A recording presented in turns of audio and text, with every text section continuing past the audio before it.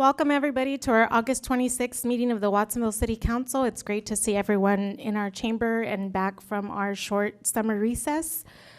We will go ahead and begin with the roll call. Bielicic, Present. Kaufman Gomez, Present. Dodge, here. Hernandez, Here.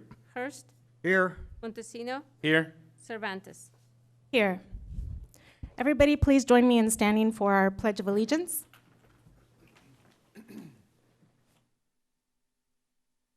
Pledge allegiance to the flag of the United States of America, the republic for which it stands, one nation, under God, indivisible, with liberty.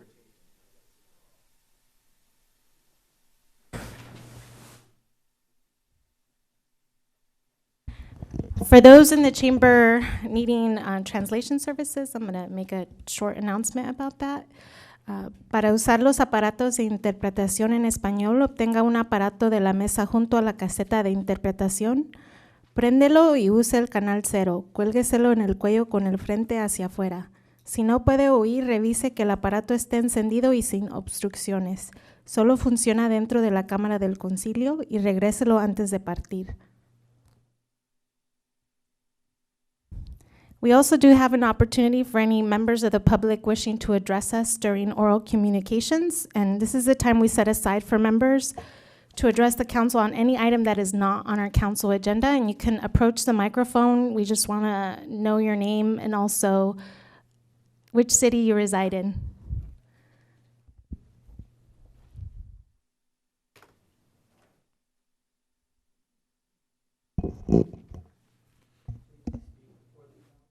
The community.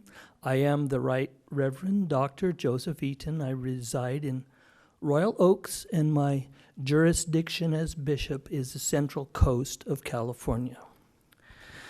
The subject matter tonight is tourism and towing. We have a serious problem in Watsonville. The Gottschalk's parking lot is unclearly marked. I was towed after an hour. It cost me $275. It says private parking and some codes, which most people probably don't read. So I did some research, found out that the property owner is trying to keep the lot clear for prospective buyers. Bad move. Tourists come here, they get towed, they say, hey, no way. So I say, if he wants to do that, he needs to put up some no parking signs and some, boundaries that says don't park here, and not play an ambiguous game of travesty and towing. I know who he is. I invited him to come here and defend himself. I challenge him to come here and defend himself. I will come to every city council meeting. I will start a rally. I have a picket sign. I thank you. Thank you for your comments. Is there anybody else wishing to address us at the podium this evening? I see our nurses from our local hospital.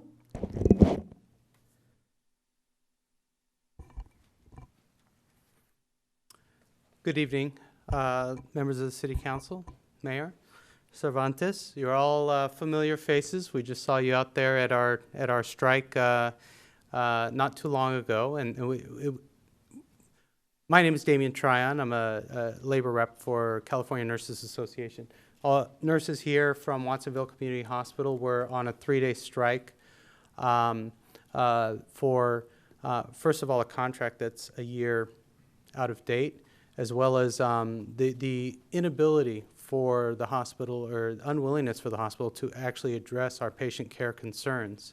I think it's helpful for the public, though most of you already know, is that this hospital is owned by a Wall Street corporation. It is not a community-owned hospital. And that is very, very significant on a lot of fronts. The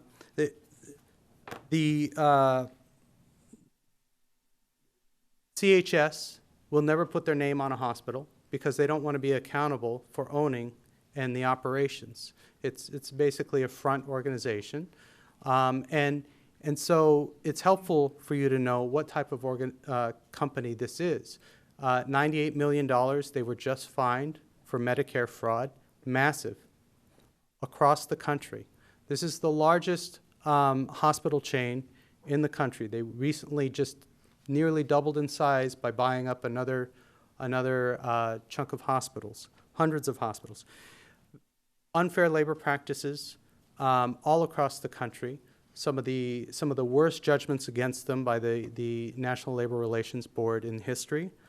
And this is the employer that we're dealing with. And in fact, it's become a very sad and repetitive pattern that negotiations take at least a year with this organization as they drag their feet. They periodically or regularly fire our chief union rep, Tim Thomas. 37 years of commitment to this community in this hospital, lives in Watsonville, cannot serve this community. Every year, his job becomes a bargaining chip for them in contract negotiations. That's not right. It's not right. I know a lot of you recognize that, but I think it's very important to understand what kind of player here is taking care of the births of your children, taking care of all of your family members when they're in their most vulnerable state.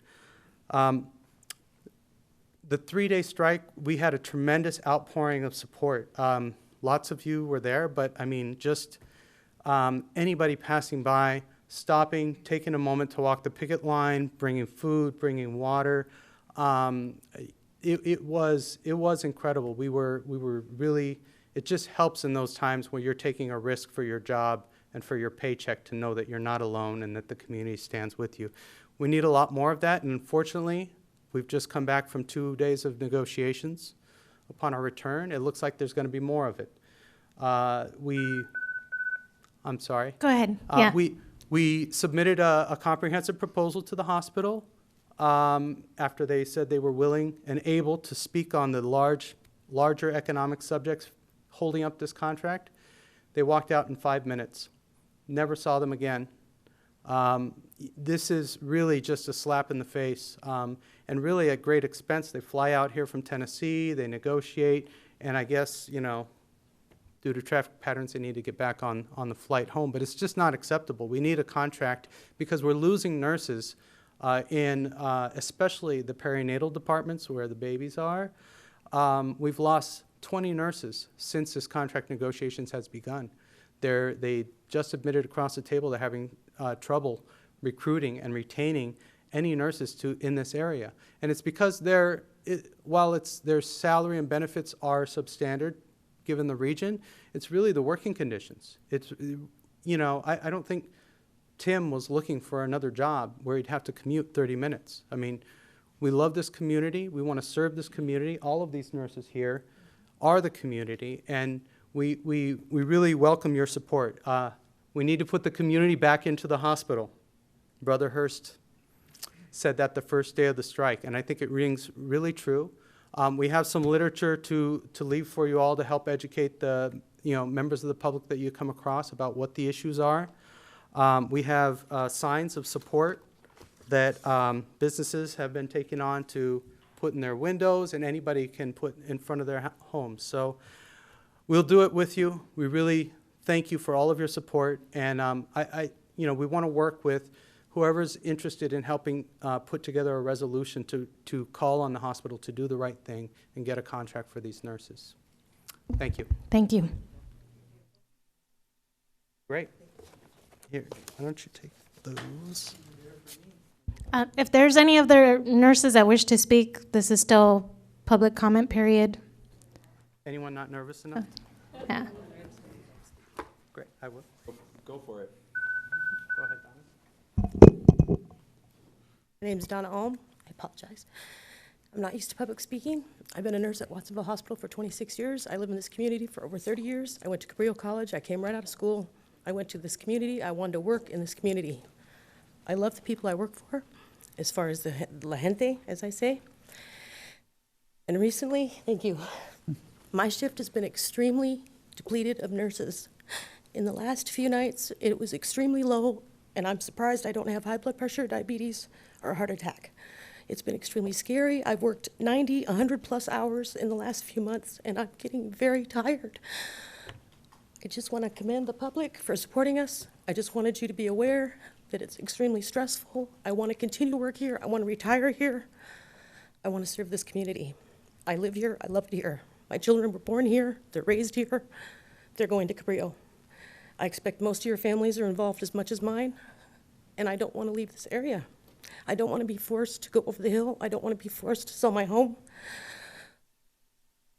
And I just want to thank you for your time. I apologize. I just got my first good night's sleep in about 4 nights. So thank you.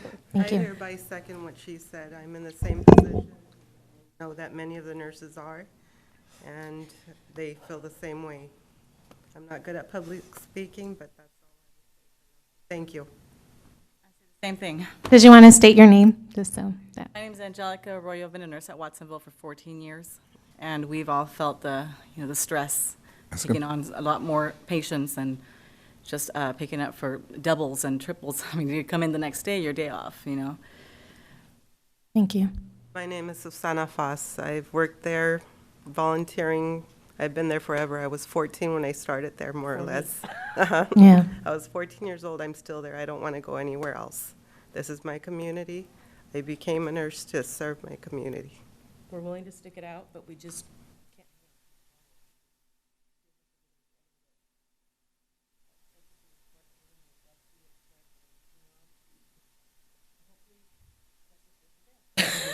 Thank you. Thank you all. Madam Mayor? Sure. Is there other members of the public wishing to address us on any issue not on our agenda? Seeing none, I will return this to council for their oral communications. Councilmember Dodge.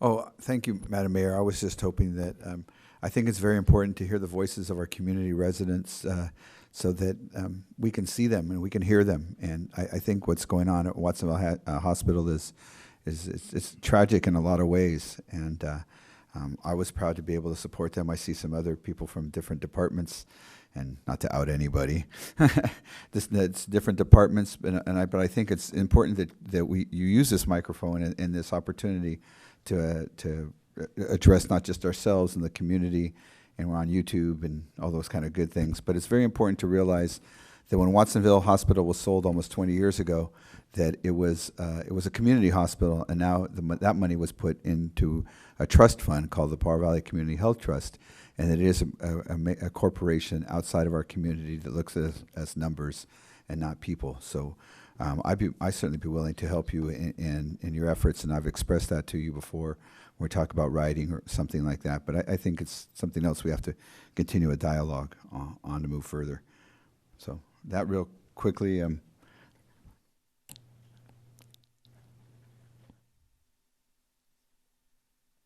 a few more public comments. I Yes. give up my time.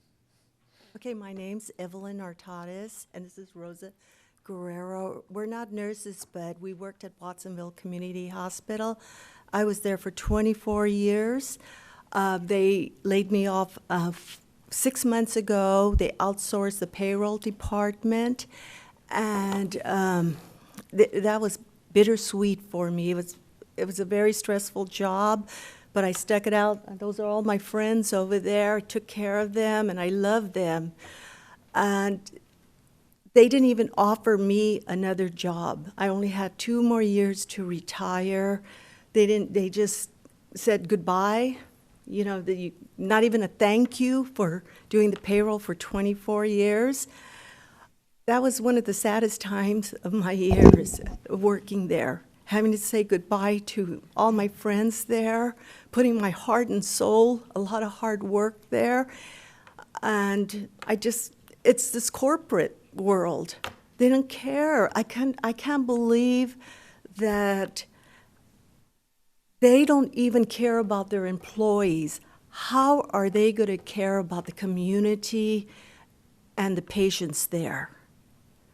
They don't have a heart.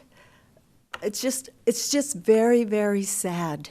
And we're going to be sticking with the nurses, through all this. And this is Rosa. She's been there for 34 years. Actually, it'll be 35 years this month. But I started like when I was 12 years old. It's going to be really hard. What they're doing is they're outsourcing the business office. That's the department that they're closing. There's 14 employees that are going to be affected. They're not calling it outsourcing. They're calling it sharing. They're transferring it to Arizona. There's going to be a couple of positions still available in the business office, and it's going to be according to seniority and experience.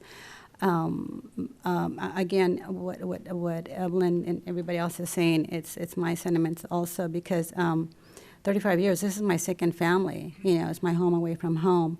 And it's just, it doesn't seem possible as to what they're doing, how they're justifying it. So, I mean, I don't know if there's anything that you could do, but I think the public needs to know, because it is no longer a community hospital. It's a corporate hospital. So it's really affecting, you know, our community, because we are the community. You're the community. And again, you know, the patients are the community, but I'm nervous, sorry. Thank you. Okay. Thank you. Any other members of the public wishing to address us on this issue or any other issue not on our agenda? Continuing council oral communications, Councilmember Hurst. Yes, I'm very concerned about the subject that of nurses and quality care in our community, and here we have the community before us this evening. They're not from Tennessee. There are residents that work's being transferred away from them. And so we're losing jobs in this community, and that work is going somewhere else. And we're also losing caring, concerned community members who really want to help the community, who have helped the community and want to continue to help the community. But they're not able to due to that corporate structure. And so I think that we do need a community dialogue about the future of the hospital. I think we need to put the community back into the hospital. And so I want to encourage the community to come out and speak and bring these issues to light, and use our microphone here and every other public mechanism you can to share with us what's happening out there in the outside of our governmental chambers. I'm also glad to hear the Right Reverend speak tonight on parking in the downtown, because I think that's an issue that we need to revisit and focus upon. I've heard several complaints about towing and short-term parking and signage and the issues that Reverend Eaton has brought about. And so thank you for coming this evening as well. It is back to school. Everybody knows it. You can see it in the streets. You can see it particularly at the corner of Harkin Slough Road and Green Valley Road. You might notice there's a large contingent of pedestrians, bicyclists, autos, many, many people trying to get and come from school and the West Ridge Industrial Park as well. So let's take a look at that whenever we can too, and try and come up with some helpful suggestions. The roundabout, after our commissioner's barbecue, I made the long circuitous route through town and went through the roundabout in the dark. I made it. I was safe. I enjoyed it. I thought it was fun. I wanted to go back and do it again. Mrs. Hurst said it's time to go home. Thank you. Mr. Lang, I saw you standing. Please come forward. It's our first meeting back after summer break, so I'm a little out of practice, apparently. Welcome, Mr. Lang. Yeah, me too. I just wanted to mostly tell you guys tonight that I haven't forgotten about you. Your way to peace is in my heart constantly. What's happened is I got diagnosed with cancer, and it kind of distracted me, if you will, to, I had to concentrate a little bit more on keeping myself alive. But being on a mission from God, I'm sure I'll be here every day that I need to be. And we'll get her done here soon, I hope. And see you guys again. Good luck, Mr. Lang. Thank you, sir. Thank you. Councilmember Kaufman Gomez? Thank you. I too have experience of the staff going with the hospital. I was laid off twice. I've worked with many of you for many years with a pretty strong relationship that still continues with that friendship that you do mention. And I would like to see something in terms of a mediation that's going to be assisting the situation here to remediate the issue. We're all needing to use this facility. We want to make sure that we're getting the quality of care that we need. We also need to make sure that the resources for the staffing there are being addressed as well. So let's see what we can do to move forward and keep the press on hand with the media and letting them with this message as well. I'm going to go and continue with a couple things that were going on since we did have the summer off here. The National Night Out was very successful, and it was really helpful to bring the community together. Made it around to about 7 or 8 different stations to say hello to our neighbors in our community here. The earthquake of Napa just takes us back 25 years of what we had gone through in our particular community. So just keep them in your prayers with regards to what they're having to go through, that many in our community here had that same experience about 25 years ago. Jacob's Heart, I believe we've got some people from Jacob's Heart here, and I'd like to say thank you very much for coming. There will be some mention, I'll have our mayor talk a little bit more to address and to welcome you as well. Fair's coming up, that'll be in September. And I have Project Pajamas going on. We're doing some fundraising for that. Quite a few other things going on. So hopefully everybody's had a good summer this year. And we'll hear some more about the drought situation. And again, words of encouragement for one of our largest employers in our community, which is Watsonville Community, AKA now a for-profit organization here. So my thoughts are going out for you in terms of getting something negotiated here soon. Thank you. Thank you. Councilmember Bilicic? Well, we haven't been here for almost 2 months, and so there's so much that happened during the summer while we were gone, starting with the good old 4th of July parade. And I have to say, everyone seemed to enjoy themselves. The organization was good. Thank you, Anna, and your team. However, in the evening, we heard lots and lots and lots of fireworks. I had a lot of people say, it sounds like a war zone here. What are we doing about this? What can we do? How do we stop this? And you know, it's kind of put us in a difficult position because the Safe and Sane fireworks aren't the ones that seem to be exploding everywhere. But I don't know if that's I've had people talk to me, especially in the senior community, saying, hey, there's a drought. We need to get rid of these fireworks. People need to look at other types of fundraising. So I would like to put that on an agenda at a future meeting before we get to the next 4th of July so that we can talk about it in the next month or two. So I think that would be a good thing. Then there was a meeting on July 9th where people talked about Main Street, transforming it into a 2-lane road, part of it from Beach Street to Riverside Drive, and we had a lot of community participation. I can tell you that if you do not agree with that, continue to participate. If you do agree, continue to participate, because that's how things happen in the community. And you need to speak up. And if you have concerns either way, please come forward and talk to us. I also was invited to the Pajaro Valley Senior Coalition meeting on July 24th. Very interesting that there's a group forming in town here, and people very concerned about the seniors and the needs of the seniors. And because I think because I represent the senior community, I was invited to attend. They have a lot of concerns, and I hope that they will continue to come forward, address the council whenever they have the energy. Come forward and talk to us, because that's how your needs will be addressed. We had August 5th was National Night Out. It was a great night. We had a lot of participation. It was really nice to see communities out, children out, people supporting people in the neighborhoods.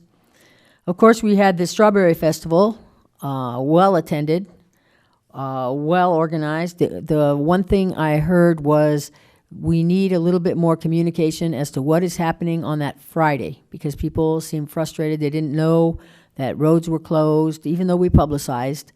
So I think we need to work on a little bit of that type of communication with the public.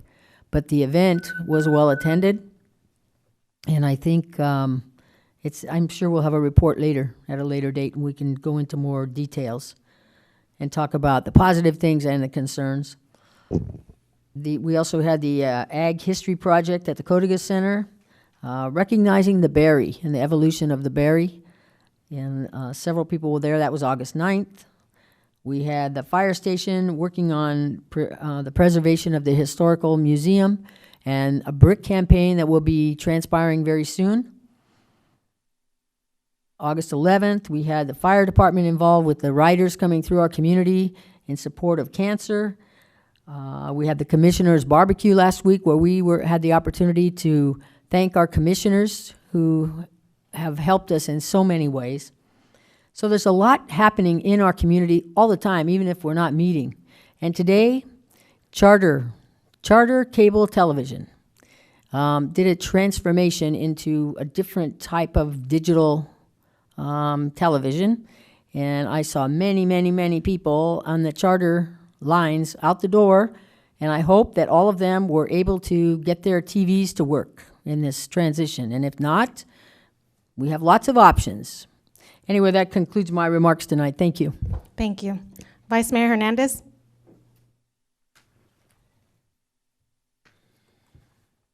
You know, I also too had the opportunity to stand in solidarity with the nurses over the last weekend, and you know, I just want to say to you guys that, you know, or say to the community, is that, you know, here's the community that we should stand behind the nurses and, you know, look out for them in this time, because, you know, they're the ones that always, you know, look out for us in time of need. So as a community, we should stand behind them and help them out. You know, feel free to ask us, you know, for any kind of help or assistance for anything. Feel free to do it any time to approach the council. The other thing is, I had the opportunity to visit the Pacific Golf Center. I've been there before, but it was my first time as a client. And that place was just completely packed for the 2 hours I was there. It's the first time I ever swung a golf club, but it was pretty fun, and I got blisters all over my hand. I didn't wear a glove, but it was, you know, I met people there. It was incredible. I met people there from Mendocino, from Salinas, you know, people from all over that came, and the entire 2 hours was packed. Different people just coming in and out. So it was great. You know, they're doing really great there on the weekends. I got to make it out there as soon as my hands heal here. I want to mention too that the Freedom Library is hosting a homework center from Tuesday to Friday. Freedom Library after school, they have an after school homework center. So, you know, it's something that's for the residents, you know, that you can take your children there to the library. Library's a great place. I'm trying to rush it because I have a lot of things. We had a long break during the summer.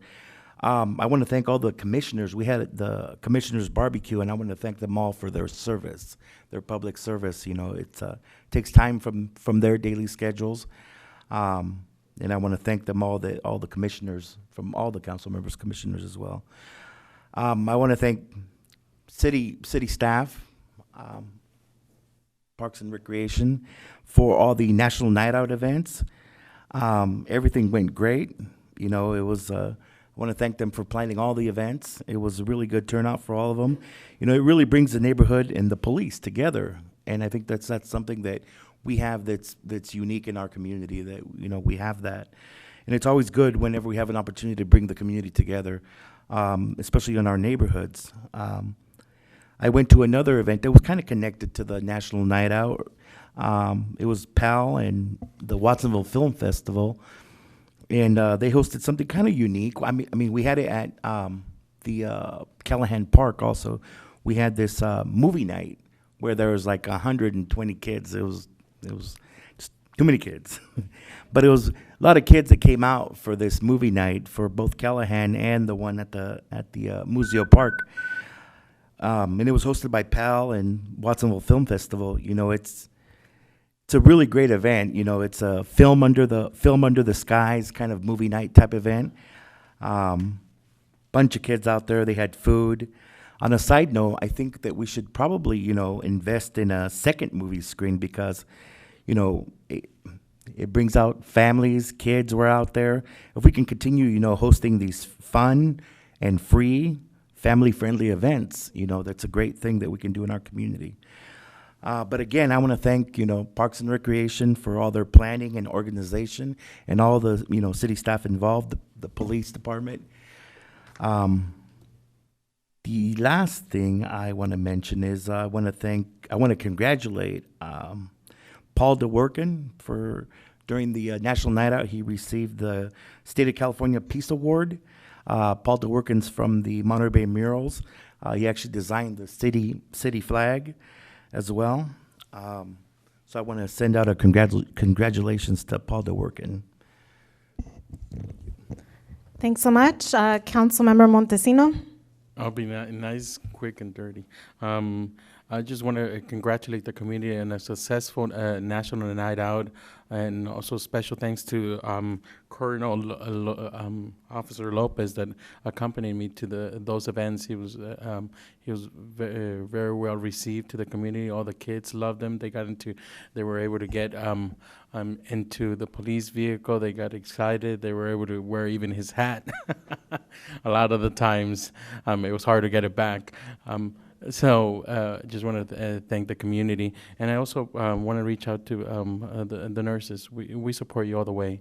You guys are our backbone, because whenever we're in need, you're right there. So please, on behalf of us, I think all of us do really support you, and whatever we can do, if it's a resolution that Councilmember Dodge will be working on, we'll put it through. Thank you for your service. And I know it's really hard, especially in the working conditions right now, especially all the workers.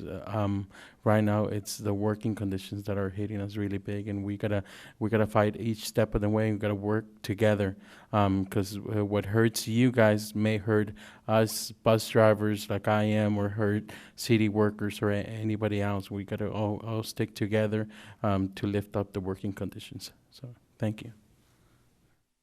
Thank you for your comments. I also did just want to reaffirm my support for the nurses over at the local hospital. And you are there with us during our happiest of times and also during some of our saddest times. And a lot of the community members, you work directly with them, standing beside them through all of those various moments in their lives. And it's shameful how the hospital has responded in retaliation. It's every worker's right to organize and ask for a fair contract. And I know last time during the round of negotiations, you were locked out after a legal strike and you were attempting to return to work. And it's sad to see that there's been so little movement and still such a negative response from that institution towards our community residents and nurses.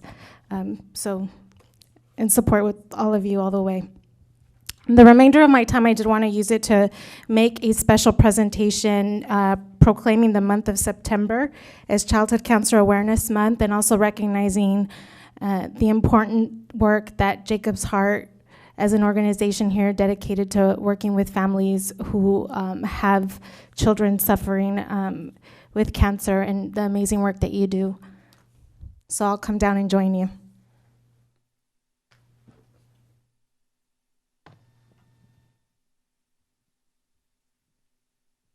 Hello, everybody. My name is Jennifer Bagley. I'm the Program and Operations Manager at Jacob's Heart. And this is Trisha Mraz. Not on? Closer? Is that better? This is Trisha Mraz. She is one of our board members, and she is a family member of Jacob's Heart. And we just want to say thank you for squeezing us in here this evening. Obviously, Jacob's Heart has been working in our community, this community, since 1998. We're very proud of the work we do, but more importantly, we're very proud of our families in this community. It's very difficult because many of our families are very low income around here. They are monolingual Spanish speakers. And we do everything that we can to support them, but more importantly, this community has really rallied behind them. And coming up, as Karina will mention, is September, which is Childhood Cancer Awareness Month. It is both a national, state, and local, thank you, Awareness Month. And we have 4 events that are coming up in September. But our signature event, which is the one that's been going on for a number of years, is here in Watsonville on the 21st of September from noon to 5 p.m. right downtown at the City Plaza. And I just wanted to let Tricia let you know a little bit more about Jacob's Heart before Karina continues. Hi, I'm Tricia Mraz, and I'm a board member of Jacob's Heart. I'm also a parent of a child who I lost to cancer. 11 years ago. Jacob's Heart takes care of families, not just the child, but the whole family. Takes care of the parents, and we make sure that we have I'm a little bit emotional today. We take care of groceries. We do every other week for families who cannot afford groceries. We have lots. Second Harvest helps us out. And we have other people that donate. We also we have a peer mentorship for children who have lost siblings to cancer. We have a group, family advisory. I'm actually the family advisory board mentor, and what we do is for people that have actually lost children to cancer, we work with the parents and help them get through these times. We have support groups. We are there for them. Pretty much anything that we can do, we help them. We have lots of different events that we do, and this is a very important event, these September ones, because people remember that adults have cancer, but they don't like to know that kids have cancer. And my son was 11 when he died. And he used to say to me, "Mom, why don't adults know that kids have cancer?" And I had to tell him, because as adults, we don't like to see things that hurt kids, so we avoid it and we ignore it, okay? And one of the things that we're doing so much this year is every Sunday we have an event, and it's actually to say we want people to realize that kids get cancer. I just had a 4-year-old friend, her daughter died, and I just want people to realize we have this Relay for Life, which is great, but it doesn't help the kids. None of the money goes to kids. It all goes to adults. So with these little things that we do, it's to make people aware of kids that do have to go out there and fight for their lives every day. So we just want you guys to come out and have fun with us for these events, especially the one that we're having at the plaza here. Thank you. So we actually have some gold pins and some gold bracelets for all of the council members. And a postcard showing when the events are. There are specifically 3 events taking place in Santa Cruz County, and then we have an event taking place in Monterey. But we have a 5K on the 28th of September. We've got our Kid Rages Festival in Scotts Valley, but the Kid Rages Carnival, that's my love, personally. Maybe because I work here in Watsonville, and I love Watsonville. I grew up here as well. So, so hopefully you guys can join us. This year, Lori, our founder and executive director, has told me to tell you you are safe from the dunk tank this year. Okay, thank you. Yes. However, I've heard there's plans for pie throwing, so just be aware that you might get tagged with something. But thank you so much for letting us speak tonight. And real quickly, Manny Solano, thank you very much, Mayor, for this opportunity, this recognition. On behalf of the Board of Directors as well, I just want to say thank you very much for bringing attention. As you heard, pediatric cancer, there's a lot of advancements being made, but Effie Watson in the back of the room on the poster is just one, but many, many children that are being helped. And not just children, but the families and the other siblings that also are impacted by cancer. So thank you so much for this. I really encourage everybody watching. First of all, we thank everybody that has donated, that has joined in good company, that is helping us carry out this very vital work, but also encourage you to continue to support, because we cannot function without your help. And we especially need the council's help. And so thank you very much, Mayor. And I just wanted to very briefly, because this is an awareness month around childhood cancer, is highlight some of the numbers and statistics that you were able to provide in constructing this proclamation. So each day, 42 children in the United States are diagnosed with cancer, and more than 40,000 children undergo treatment for cancer each year. And according to the National Childhood Cancer Foundation, cancer remains the leading cause of death by disease among children, more than asthma, diabetes, cystic fibrosis, congenital anomalies, and AIDS combined. And whereas the families of children with cancer in the city of Watsonville receive essential services from Jacob's Heart Children's Cancer Support Services, a local organization that has gained national awards and recognition for improving the quality of life for more than 500 local children with cancer and their families. So therefore, I, Karina Cervantes, as mayor for the city of Watsonville in the state of California, do hereby proclaim September as Childhood Cancer Awareness Month at the city of Watsonville, and do hereby honor Jacob's Heart Children's Cancer Support Services for your 16 years of outstanding support to our community, and acknowledge the organization's contributions to Childhood Cancer Awareness Month, honoring the children and their families with cancer in our community. So thank you again.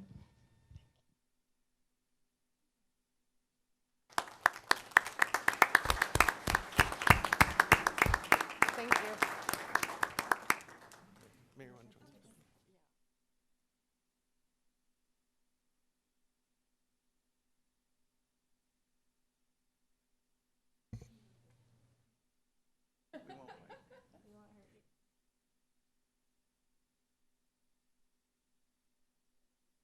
Thank you, everyone.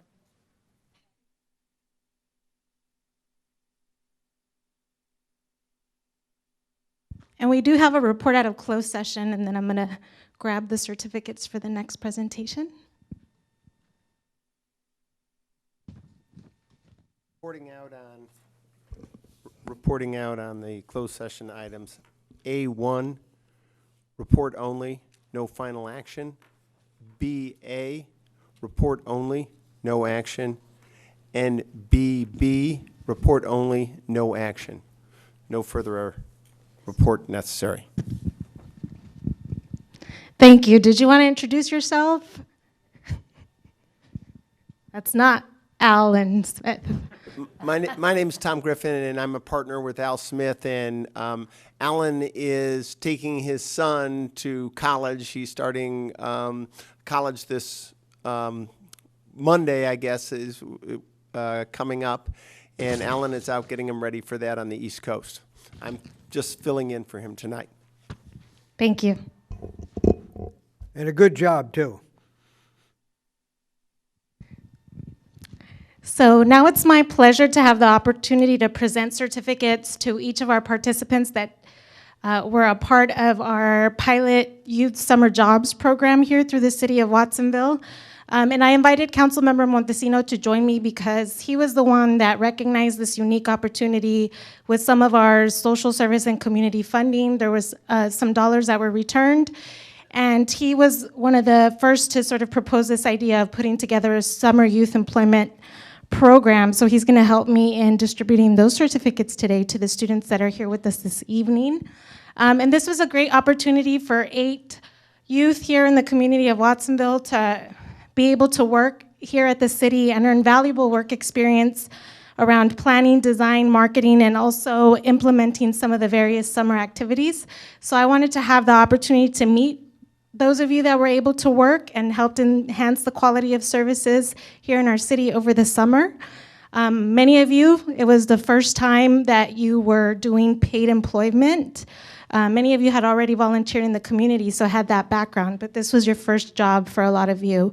And a lot of us sort of remember our first employment opportunities, and it's just valuable later in life for your long-term employment and also your earnings potential. And so this was a significant program that we felt as a city was a city council to invest in.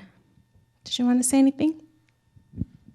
Thank you for giving me the opportunity, Ms. Mayor. When I realized this opportunity, I mean, I just have crazy ideas. You wouldn't want to get into my brain, but I saw this opportunity to not only provide some jobs for some youth, but also to educate and see what we can do. I mean, futuristic, because this was a pilot program, see where the economy, and if I'm still here the next year, I mean, we could leverage so much even with private investments, and not only with their own dollars, but it's showing this pilot program how it really worked, and showcasing it to private investors to look at the fruition of these young kids that provided not only this job opportunity, but a training and a base from they can work out of.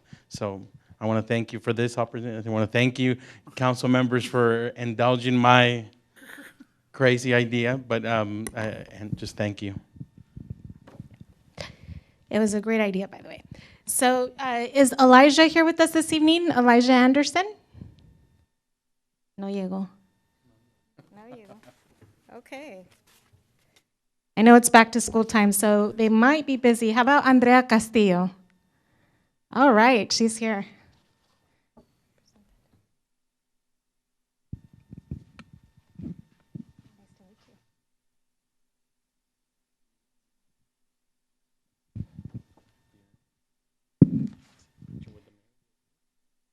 At the end. Cristian Fernandez is here with us this evening. Yes.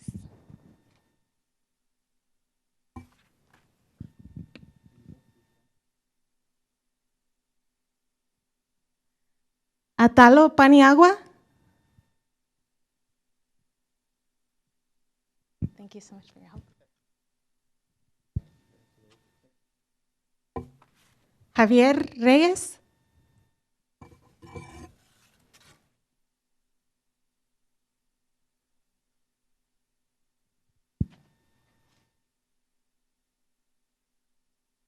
Celeste Sandoval.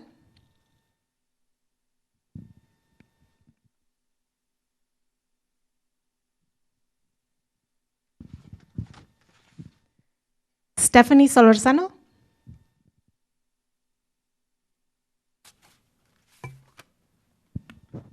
Thank you. And Claudia Villalta Mejía.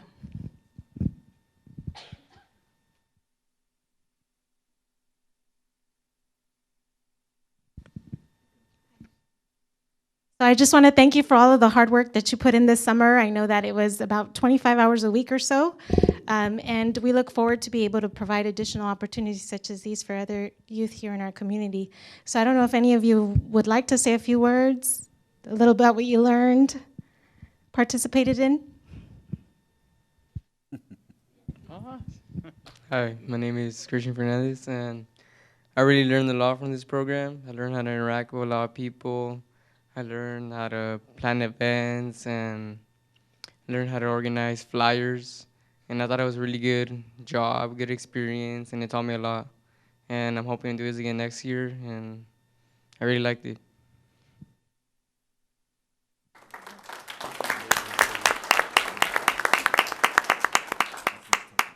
Hi, my name is Celeste Sandoval. I really enjoyed working there.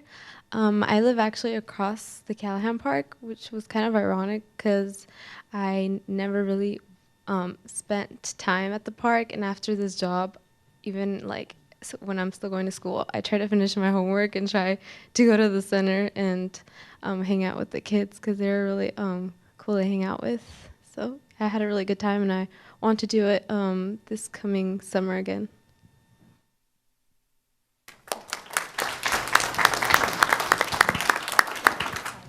my name is Stephanie, and I worked at the Marinovich Park in the Contigo program, and I just want to say thank you to everyone who made this possible, because this program taught me a lot. It was my first job, so I was really nervous, but on my first day, I had little kids already following me, telling me that they were my best friend, and like I have kids still like Instagramming me, can you please come back? You were so fun. And I was just like, yeah, I'll try to make it. So I hope I can do this next year again, and thank you.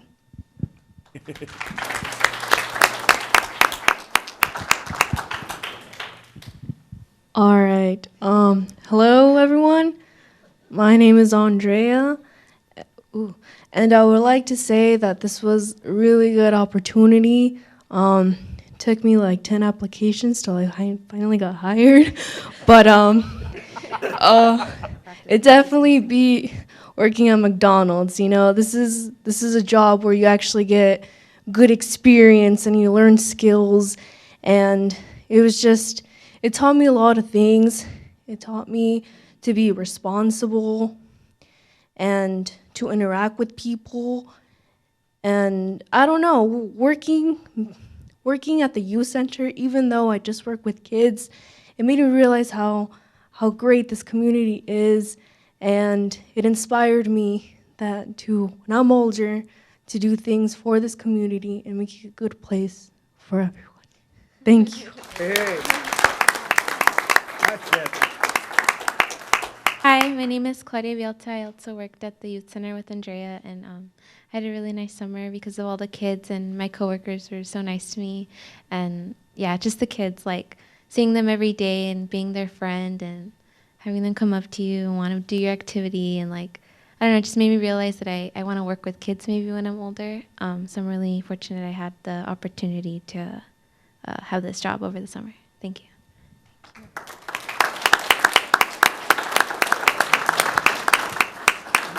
And I also wanted to thank our Parks and Neighborhood Services who put this together rather quickly and provided the mentorship and guidance for many of the students to grow like they did in such a short period over the summer, and also provided that mentorship and that support to just make sure that they provided the best possible services that they could to our residents and our community members this summer. So thank you.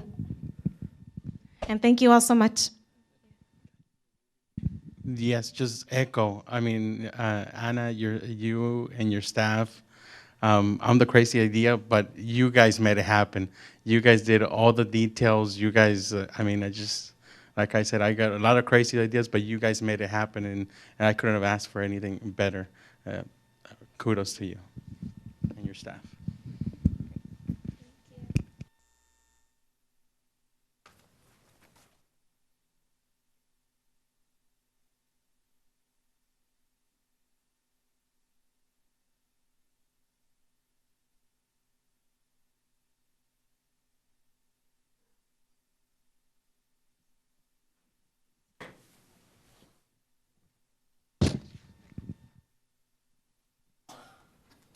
Any comments from council members? Councilmember Hurst? Yes, thank you very much, Madam Mayor. Having your first job is really pretty important. You know, it's your first experience into the world of work, and it's important that you get off to the right start. And I know that the staff benefited greatly by having these young folks assist them as well. And so I think it's a wonderful opportunity, and I'm so glad that we could make that available and that everybody had a good time, learned something, and got a feeling of giving back to the community. So thank you very much, staff and students. Councilmember Dodge? I too was want to offer congratulations. I was very happy to see this program. I know that ever since I started my political campaigns to run for city council, I've been an advocate for Youth Job Council, Youth Job Corps. It is your first job. We really want to be able to invest in the young people in our community. I think it's a philosophy that we practice every day, the members of this council. I know I was in the minority opinion because I wanted to spend more money and hire more youth, but this is a beginning, and it's really a step forward. And I was very happy to hear that you're public speaking also. That shows that you've gained a sense of confidence And I'm really happy and look forward to us expanding this program and continue to invest in our young people. So thank you. Councilmember Kaufman Gomez, and then we'll proceed with our agenda. I'm great to hear that the youth have had quite an experience with that. I myself was a youth employment service for 2 years when I was in high school as one of the first couple years of jobs that I had over the course of the summer. I'm sure that the program has probably evolved or very, very similar for my youth to what their experience was, and I can mirror what they're saying in terms of what my experience was at the time going through the same or similar program that they are in terms of the hiring during the summer process. And we can get creative. We can find means of getting this developed further with other resources that we have to work. So let's look forward to it again next year. Thank you. Thank you. Returning to our consent agenda. So all of the items appearing on our consent agenda are recommended actions which are considered to be routine and will be acted upon as one consensus motion. Any items removed will be considered immediately after the consensus motion. If there's anyone here wishing to provide public comment on our consent agenda, you can come forward to the podium. I move consent agenda. I'm still at public input. Seeing none, we'll return it to council for discussion or appropriate motion, which Councilmember Dodge jumped on. Would like to move the consent agenda. Is there a second? I'll second that. Second by Councilmember Hurst. Any discussion? Councilmember Bilicic? I would like to pull 4.5 and 4.6 for a little bit of an explanation.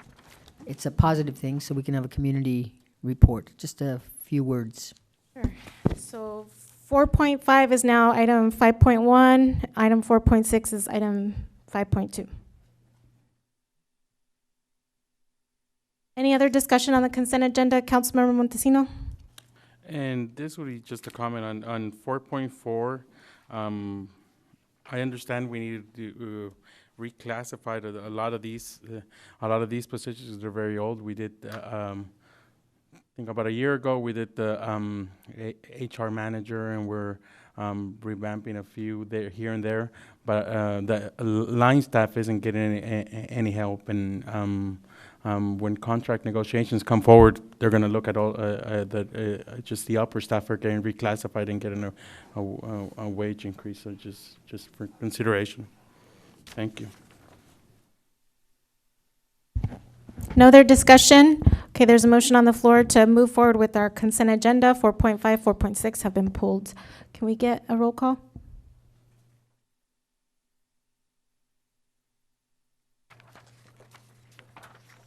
Bilicic, Yes. Kaufman Gomez, Yes.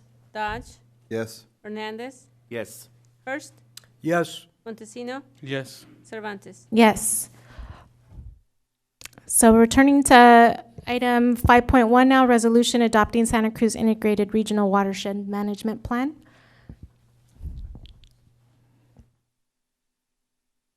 Councilmember Bilicic, if you would like to pose your questions or comments.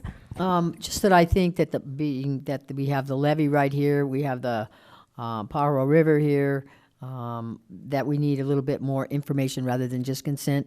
It's a great thing, but I wanted Director Palmisano to have an opportunity to address the public. All right. Thank you very much. Good evening, Mayor Cervantes and members of the City Council. So the Integrated Regional Water Management Planning effort began sometime around 2006. It was initiated by the Department of Water Resources as an effort to increase collaboration among water management agencies across the state. And so there are a number of different regional water management agencies or districts, and we're members of 2 of them. And so one of the reasons the state started this program was to, instead of the state deciding what would be the regional water priorities for a region such as Santa Cruz County or the Pajaro Valley, they decided it would be better for the people in the regions to make those priorities. And so that's one of the purposes of the planning effort, is to bring water agencies together, and we decide as a region what are the most important and priority projects for our particular region. And so the city participates in 2 different plans, regions and plans. One is Santa Cruz, which includes all of the water agencies in Santa Cruz County. as well as the County of Santa Cruz, the Resource Conservation District, and a couple of other agencies. In the Pajaro Valley, there are 3 main lead agencies: Pajaro Valley Water Management Agency, San Benito County, and Santa Clara Valley Water District. But then there are probably about 20 other water agencies included as members, and so we are part of that region as well. And it's really important to adopt these plans because it qualifies us for state grant funding. And so since we have been doing this regional planning, the city has received several $1 million in grant funding for projects such as our wetlands trails, wetland restoration, the fish ladder and fisheries improvement projects in Corralitos Creek, various water supply projects, and the recycled water facility has received quite a bit of money through these programs. So they're really important. And so what we're looking forward to in the future, the Pajaro Valley plan includes a grant application, or qualifies us to apply for a new grant for upgrading our Corralitos filter plant project. And so that's a 80-year-old filter plant facility up in Corralitos that we desperately need to upgrade. And so we're putting in a $6.3 million grant for that project, which is important. It will also, we will be looking for funding for the Pajaro River Levee project and maintenance projects to remove sediment from the creeks, additional funding for water supply improvements, water quality improvements, all sorts of different projects on the horizon for us. So it's a really good effort. We're really happy to be part of it. It has helped us develop better relationships with our neighboring agencies. So overall, it's a very positive thing for all of us, and certainly increases efficiency and collaboration among agencies. Thank you for your comments. This is going to include both 4.5 and 4.6 kind of together. Right. And can you also remind the public when the next Zone 7 Pajaro River meeting is being held here on September 16th at 7 p.m.? 7 p.m. So Right. right here in the council chambers, people that are interested in the Pajaro River, South Suedes Creek, this is another opportunity to come and speak. Thank you for reminding everybody. Councilmember Kaufman Gomez? Okay, thank you. I have the water bond on the table. Will this be a supplement or a resource for the funds? Right. I know that the. Yes. Yeah. Sorry. Sorry. What was your question? I'm sorry. Well, we have the water bond issue. And with this particular agency, are you working collaboratively of what you'd like to put in for the funding on the bonds, or what's the relationship with this agency and what we're formalizing to what may be going down the line with regarding the bond? We've definitely been participating in informing the bond language, working through our lobbyists, working through the Association of California Water Agencies, and another coalition of water agencies for Northern California. So 3 different routes to make sure that the priorities for our region are included in the water bond. And I would say we were fairly successful in those efforts, and we're pretty happy with the way the water bond language turned out. Good. So. Couple more. Let's see here. The other thing is you have the Zone 7, and then we have this IRWM. Is it in conjunction, or are they supplementing? How is it incorporated? How are they together or different? So the Integrated Regional Water Management Agency or region includes Zone 7 in the Pajaro region. So they are part of the larger water management planning effort. Okay. So they're included. And then I have one more question for you. The representation from the city, are you our representative on the steering committee for the agency here, or how does that work in terms of the making sure the representation? Yeah, I am Okay. the representative. Thank you. You're welcome.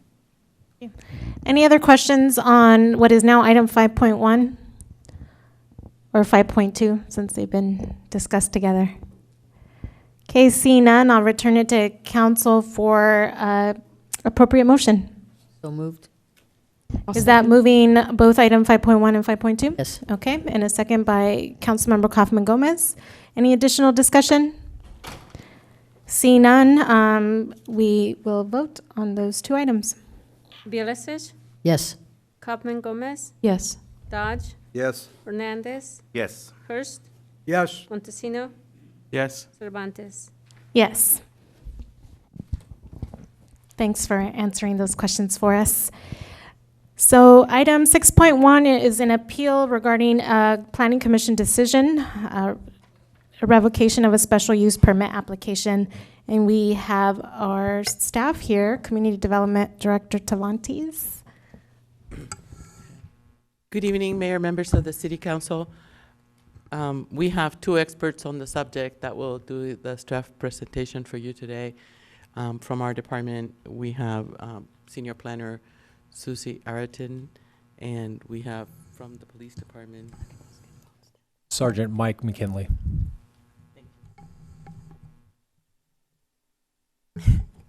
Thank you, Mayor, members of the council. My name is Susie Merriam. I'm a planner with the Community Development Department. Later.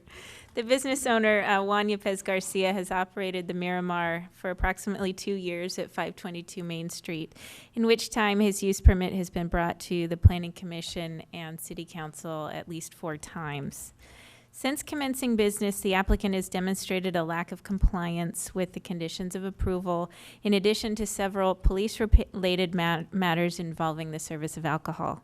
Because of the operational problems with the business, the project was brought before the Planning Commission on June 5th, 2012. At that time, the Planning Commission voted to reduce the hours of operation and prohibit entertainment at the business for 3 months.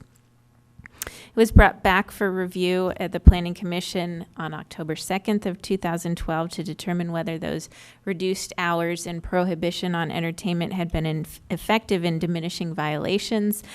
They had, and so the Planning Commission granted additional hours at that time. On February 5th of 2013, the Planning Commission revoked the applicant's permit for selling alcohol because of continued violations with the permit with the extended hours. The item was appealed to City Council and upheld by the City Council on April 9th of 2013, and the use permit for alcohol sales was revoked for a 6-month period. In November of 2013, the Planning Commission issued a new special use permit to the same owner for a sports bar billiard hall with limited hours of entertainment. There was a requirement for a 6-month review on that permit. The use permit for beer and wine sales at the Miramar was revoked by the Planning Commission on May 20th of 2014. On June 2nd of this year, the business owner submitted an appeal to the Planning Commission's decision to the City Council.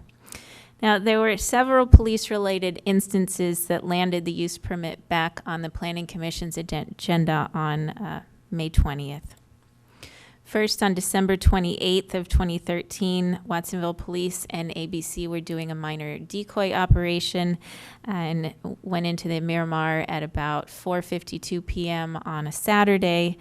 The restaurant was relatively empty. The decoy sat down and ordered a beer. The decoy was served a beer without being asked his age or asked to show ID. On March 21st, Watsonville Police and ABC conducted another inspection. They found a bottle of tequila in the business owner's office, as well as several tubs of liquor in a loft area above the kitchen. The owner was cited for possession of distilled spirits. At about 5:30 on April 12th, police received a complaint about loud music on Main Street in the vicinity of the Miramar. When police arrived in the area, they found a speaker set up on the sidewalk outside of the business, and the business owner indicated that the speaker was there for about an hour to draw customers to the business. At 6:40 that same night, another officer reported that the speakers were still blaring music outside, and there were women with signs outside the business trying to get the attention of drivers on Main Street. Finally, on May 3rd, 2014, officers witnessed women outside the business with signs, standing in the road on Main Street, distracting drivers and trying to bring people into the restaurant. When officers did a bar check that evening, they again found that the rear doors at the restaurant were locked. So, the report from Planning Commission. On May 20th, Planning Commission hearing, staff presented documentation to support the recommendation to revoke the special use permit.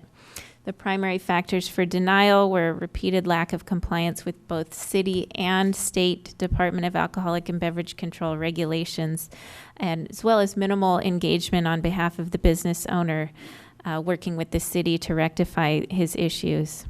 The business owner indicated that he didn't serve hard alcohol to customers, but had his own personal supply in his office. Further, he was not at the restaurant when the minor was served alcohol, and he indicated that he locks the rear doors of the restaurant, which is a violation of fire code, to prevent people from sneaking into the business while he is televising boxing matches and charging for entry. At the meeting, there was no public comment for or against the project. The Planning Commission deliberations centered on the safety issue of locking the rear doors of the restaurant, as well as sales of alcohol to minors.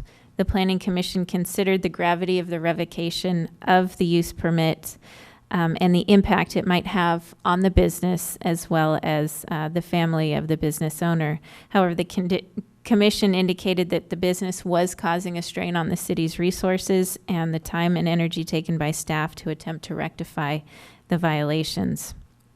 The Commission adopted a resolution to revoke the special use permit on evidence provided by a unanimous vote of the commissioners present. So Watsonville Municipal Code allows any member of the public to file an appeal when they feel that the action taken by the official or decision-making body of the city, in this case the Planning Commission, was made in error. Also, unless otherwise determined by the Commission, the hearing will be limited to the issues identified in the notice of appeal. So Mr. Yepez Garcia's appeal letter does not specifically address erroneous actions that were taken by the Planning Commission, but states that incidents brought forward at the Planning Commission hearing have been addressed and fixed. The Planning Commission, again, made several findings in the revocation of the special use permit for El Miramar. These related to the sale of alcohol to a minor, amplified music being played outside the business, locking the rear doors of the business continually, which all constitute a nuisance. Given the history of violations cited at the restaurant over the last 2 years, findings were made that the business constitutes a nuisance under Mr. Yepez Garcia's ownership, and that the nuisance relates to the sale of beer and wine. Additionally, there have been several incidences in which minors have been found either in possession of alcohol at El Miramar or in the bar area since 2012. I believe there's been about 6 instances overall in the last 2 years.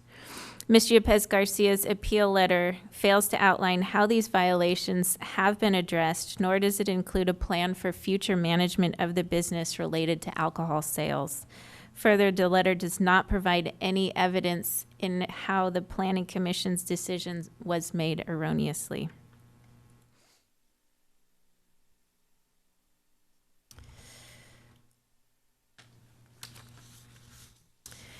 The business owner has had ample opportunity to comply with the requirements of the special use permit for beer and wine sales at the Miramar. However, he's continually disregarded those conditions as well as ABC conditions.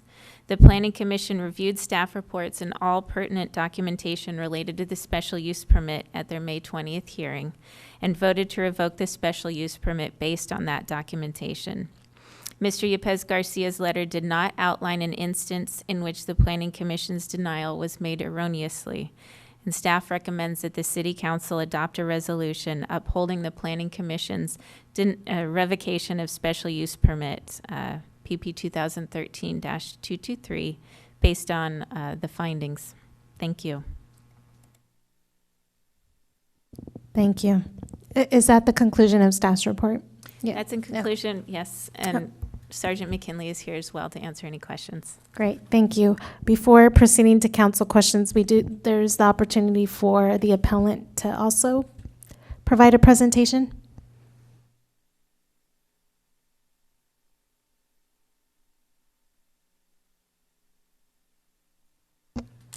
Good evening. My name is Juan Yepez. there's too many things here. Then this has been already 6 months without any incidents in there. So that's what I can say right now. Then it's been almost 6 months without incidents. So that means I'm okay right now. But I don't know whatever past they have in there on record. I don't know if that's gonna take decisions. What I can say is whatever decision you take tonight is gonna affect my business. Because without alcohol, I don't think I'm gonna keep doing business in there. So, what I can say. The last minor then the police bring to my business, I wasn't there, and the lady who was serving that day, so she forgot us for ID, and that's affect my business. I wasn't there, so I don't have too much to say. I just say then if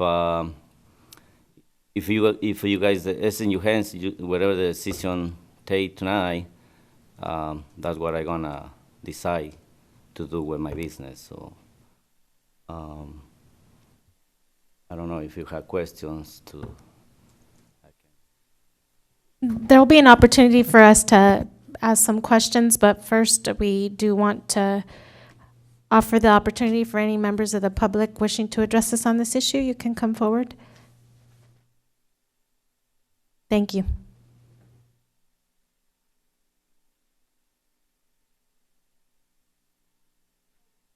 My name is Betty Ballesteros. I am here because I work for him now. I got hired in April and I seen my picture up there. The reason I'm saying that is because the girl that was there, I guess she's the one that got caught with the minor and the alcohol stuff. She's the one that hired me, and she's the one that told me to stand out there. But he found out that she told me, and he fired her. So I wanted to let you guys know that maybe the problems that were occurring was because he was trusting her, and she wasn't doing things right.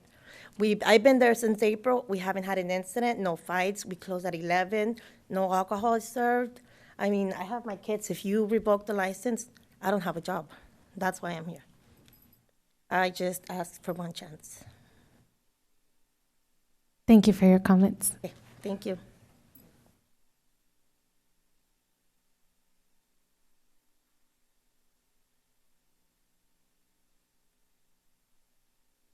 Hi. I don't know, speak in English. Si prefieren español, Okay. tenemos Bueno, traducción. Okay. Yo voy mucho ahí al bar, pero tengo 3 años de conocerlo a él y no me ha tocado ir en los incidentes de ver alcohol ahí, de another kind of alcohol. But in few months I never see troubles. For me, it sounds many people going there enjoy the drinks and no problems. I don't know. It's all.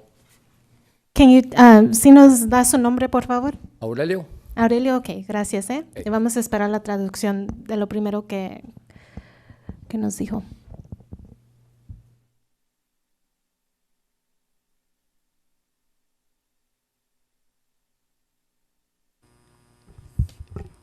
I go a lot to the bar, and I've known him for 3 years. I haven't been during the incidents with alcohol and other alcohol. And then he switched to English. Thank you. Thank you. Is there any other members of the public wishing to address us on this issue? Seeing none, I'll return it to council for any questions they might have for Mr. Yepes and also for staff. Councilmember Kaufman Gomez. I know that some of this, I made the request for some of these questions. There had been additional recent citations December, January, March, and April. So there had been some within the past 6 months. I guess this is for the police department. Again, just to confirm that the remedy, there was a continuation of some issues that were going even during the times that he was trying to do the resolution. Would that be correct? The employee was cited for selling alcohol to the minor decoy in December. The owner was cited in March 21st, for possession of unauthorized liquor. Again, we had issues that were violation of the special use permit April 12th and May 3rd. That involved the signs, the amplified music, the women standing in the roadway, and the locked rear doors to the establishment. Mr. Yepes, can I ask you some questions if you can come to the podium, please? I'm sorry if I'm going back and forth here. How did you reasonably address all the citations that you say that you've done during the course of the 6 months of your review? What did you do to do anything to fix, repair, follow the rules, to explain as a business owner what you've done? Well, I never sell alcohol. They got me with one bottle of tequila personally in my office. I haven't sold to anybody alcohol. I mean, hard liquor. Well, I take it out. They don't want it there, so I take it out. Everything right now is just beer and wine. But close on time. I haven't have any other kind of bands. The speakers, I use it to try attention for have people to come to my business. Because I don't have that much business, so those kinds of events I try to attend to bring people to make some money to survive in the business. So right now is I got the billers and the buffet going. But 0.5%, most of my clients, they need this license to, sometimes they want a beer. So if you guys take it away, I'm gonna lose those customers. So I'm working hard to stay here in this town with this business. I'm able to do whatever I had to do, but the last 6 months, I tried everything to don't have any problems. So I just looking for another chance and whatever it takes to, to do it things right, I'm able to do it. When was the last time you had your ABC training, which is required? Me? Yes. But I already take 2 times. Last time was, 6 or 8 months ago. So maybe at the time of the citation kind of thing. What did you learn from your training from the ABC that you've experienced with the citations? Well, then I learned it, and then we have to be focused all the time. But like the last accident with a minor, I wasn't there, and because the lady didn't put attention, affect me. So it's something that, I don't know what to do. It's not in my hands in that moment. And I know that I believe I've had you face me when I was on Planning Commission as well, so this has come before me again, and now as a council member instead of the Planning Commission. So I have had some background with regarding the previous times that you've come before Planning Commission. So that's why I'm asking some of these type of questions. I know that we're specifically here if you have substantial evidence that a public nuisance has arisen as a result of the sale of alcohol beverages, and you're appealing that decision hasn't been met with the Planning Commission. I want to make sure we're sticking to why we're here, and that is if the Planning Commission didn't make the right choice when they voted on this when it went to them. I'm not hearing anything from you that changes that, from you going to planning and planning checking the list on what was presented.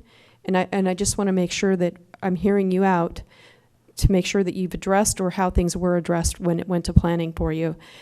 It's really difficult as a business owner myself to be put in a position where we revoke something which affects you as a business owner and the employees within the business.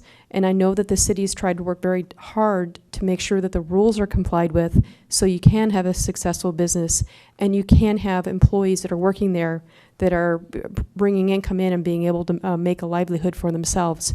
So not following rules affects you as well as the livelihood of the staff that you hire. And that's why it's really important that the rules get followed.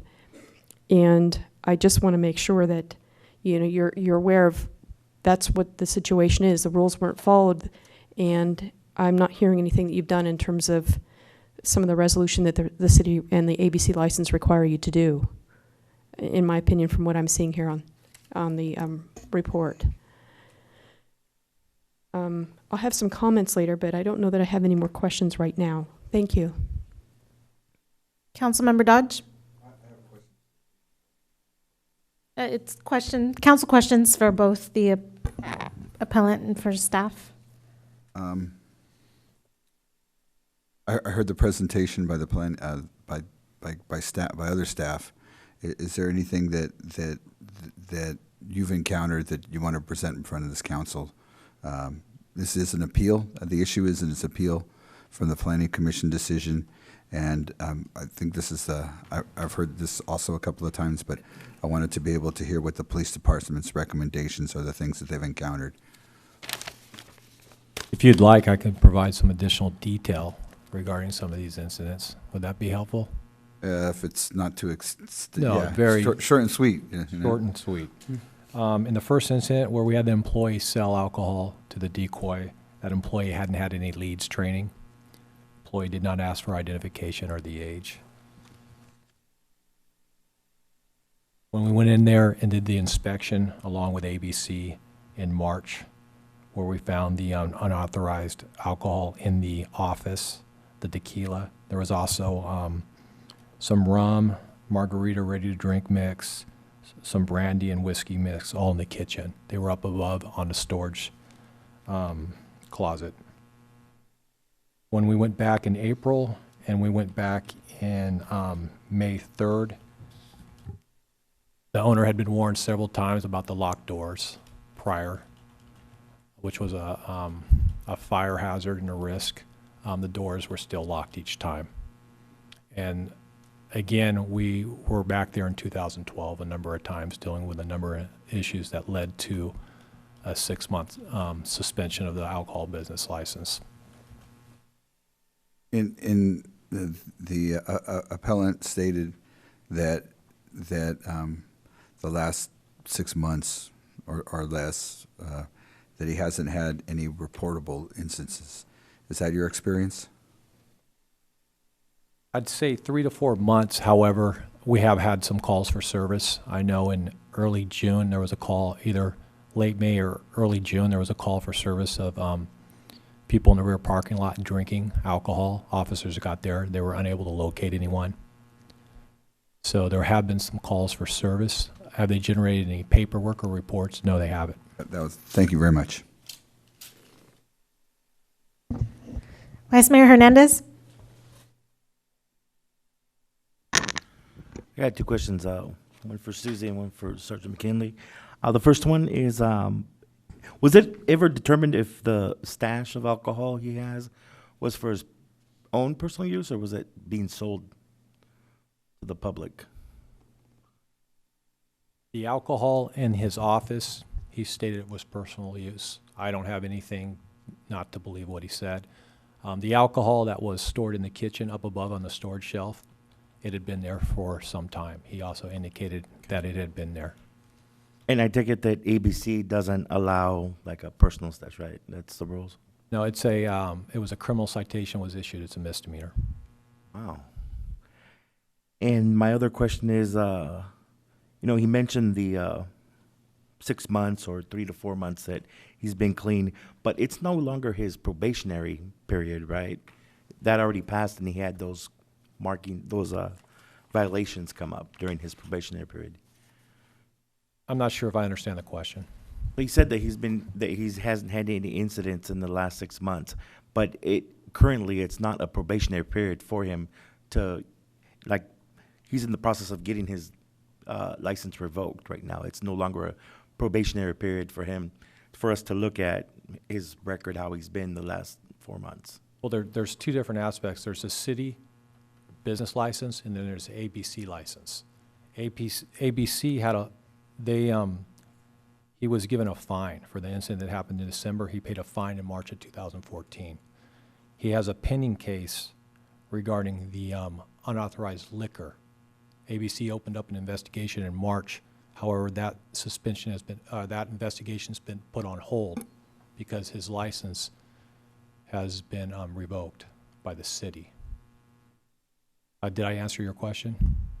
Right, I think. I guess, yeah, No, the it's not a 6-month probationary period was between November and the springtime, and that was for the use permit. It was to be reviewed within 6 months to see how the business was doing.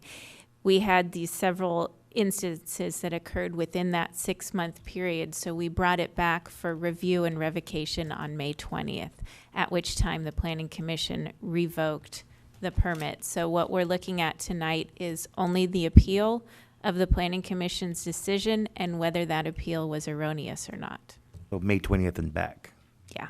Which even if 6 months, okay. If I may add something, which I did not add for Councilmember Dodge, was that we had a grant that was given to us, awarded to us by the Department of Alcohol and Beverage Control in July of 2013. That grant and that funding ended in June of 2014 this year. At the time, myself and 3 officers were assigned to work that grant, and we're using those funds to go around do inspections, education, run shoulder tap operations and minor decoy operations. At this time, we do not have that funding any longer. Who was that grant funded by? Department of Alcohol Beverage Control.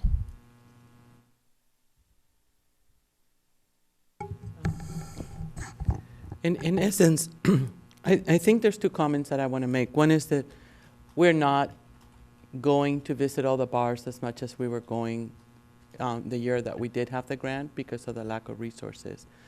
So the fact that we haven't found wrongdoing doesn't mean wrongdoing didn't happen on the weekends. We have not been to the facilities, but we haven't been called. But a lot of the other visits were surprise visits during the evenings.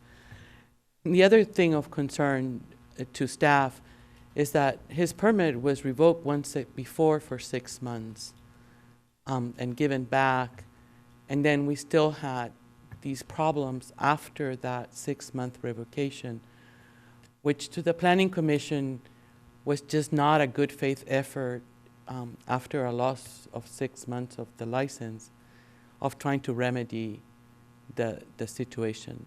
So those are 2 concerns. One is that the fact that we don't have incidents reported in the last 3 months is because we haven't been to the site, and the fact that a 6-month revocation did not result on a markedly improved situation. That is a concern. Any other council questions? Seeing none, this is an opportunity for a rebuttal. So, Mr. Yepes, if you would like to respond to any of the council questions or additional comments made by staff, you can do so.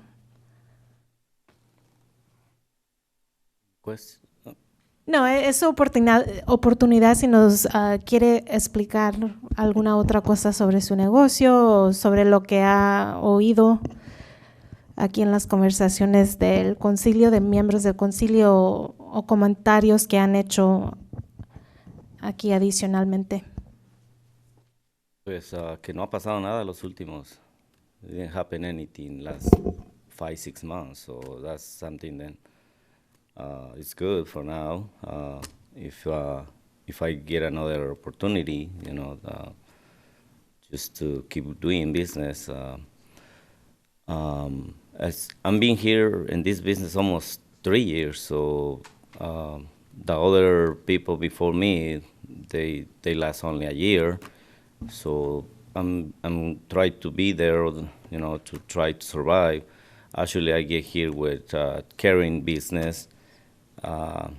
I had 2 trucks, and when I had that 6 months suspension, I had to sell it. So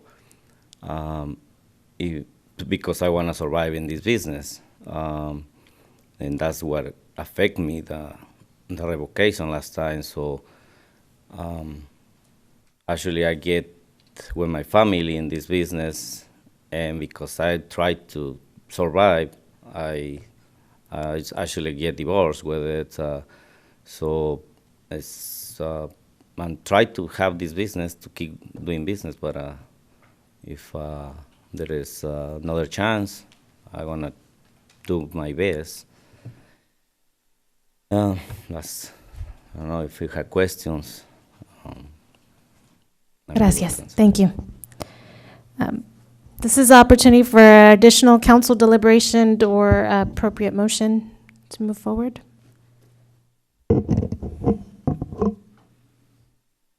Councilmember Hurst.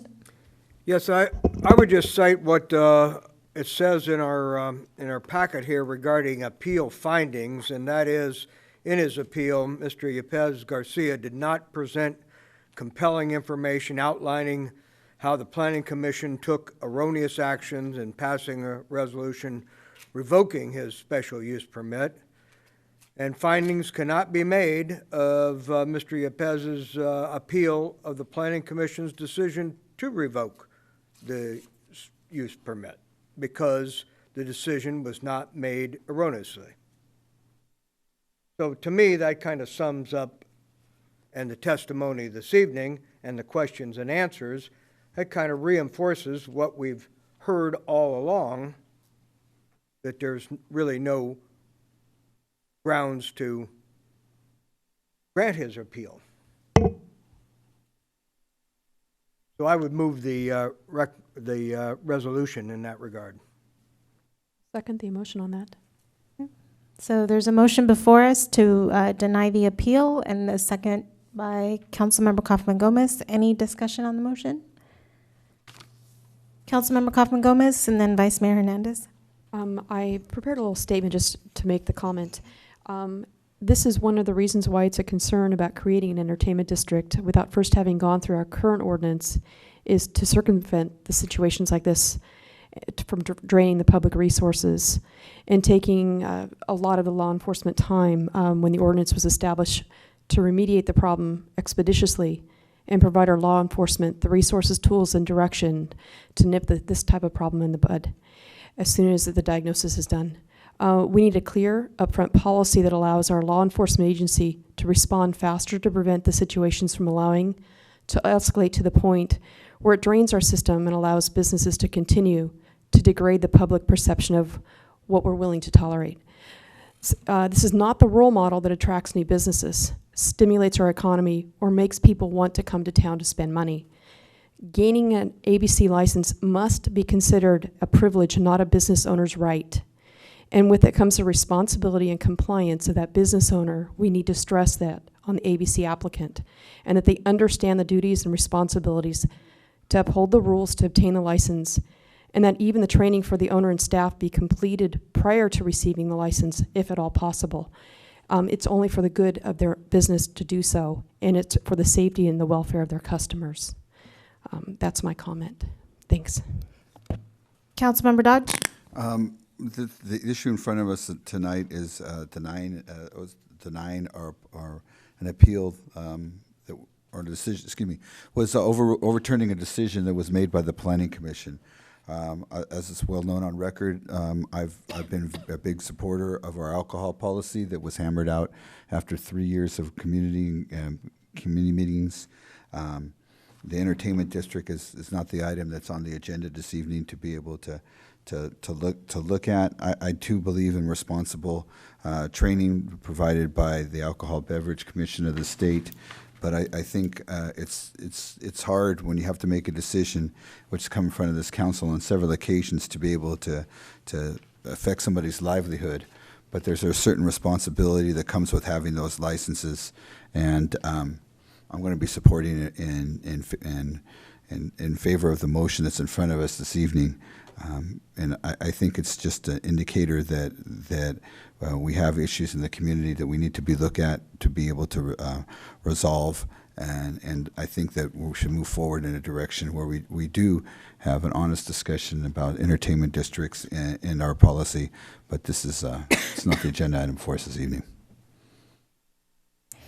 And just to clarify, the Arts and Entertainment District, any movement towards that does include a review of the alcohol ordinance, which is a small part of it. But this is not the time or the place to discuss that. So any other council deliberation? Seeing none, there's a motion before us, and we can go ahead and vote. Bielesic, Yes. Hoffman Gomez, Yes. Dodge, Yes. Hernandez, Yes. Hurst, Yes. Montesino, Yes. Cervantes. Yes. So the resolution denying the appeal filed by Mr. Yepes has been denied. Thank you all.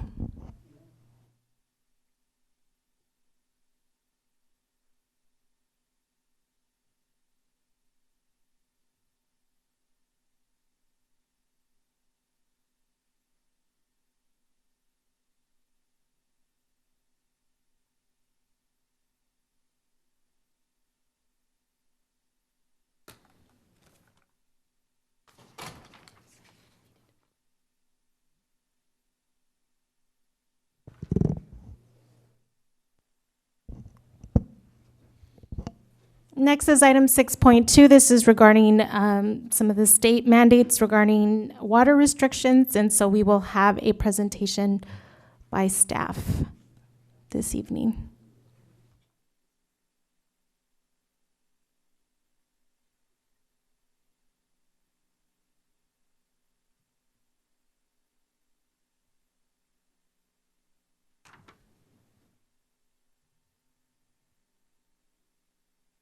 And City Council members.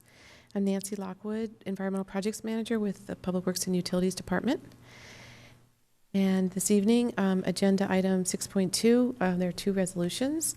And one of them is adopting State Water Resources Control Board order to limit overhead watering to 2 days per week and setting a schedule of fines. And the second item, or second issue in my presentation has to do with establishing a pilot turf replacement rebate program to encourage saving of water.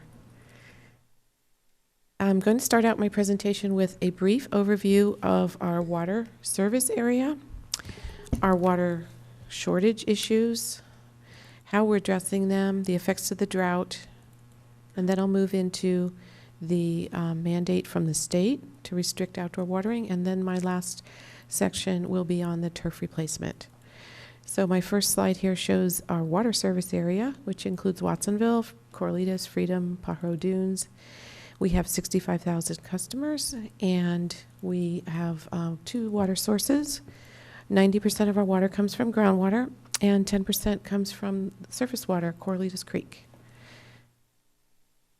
We're part of the Pajaro Valley Groundwater Basin. The overall basin is managed by the PVWMA, our partner, and they supply water to, they oversee, have legal jurisdiction over the groundwater and the pumping of the water.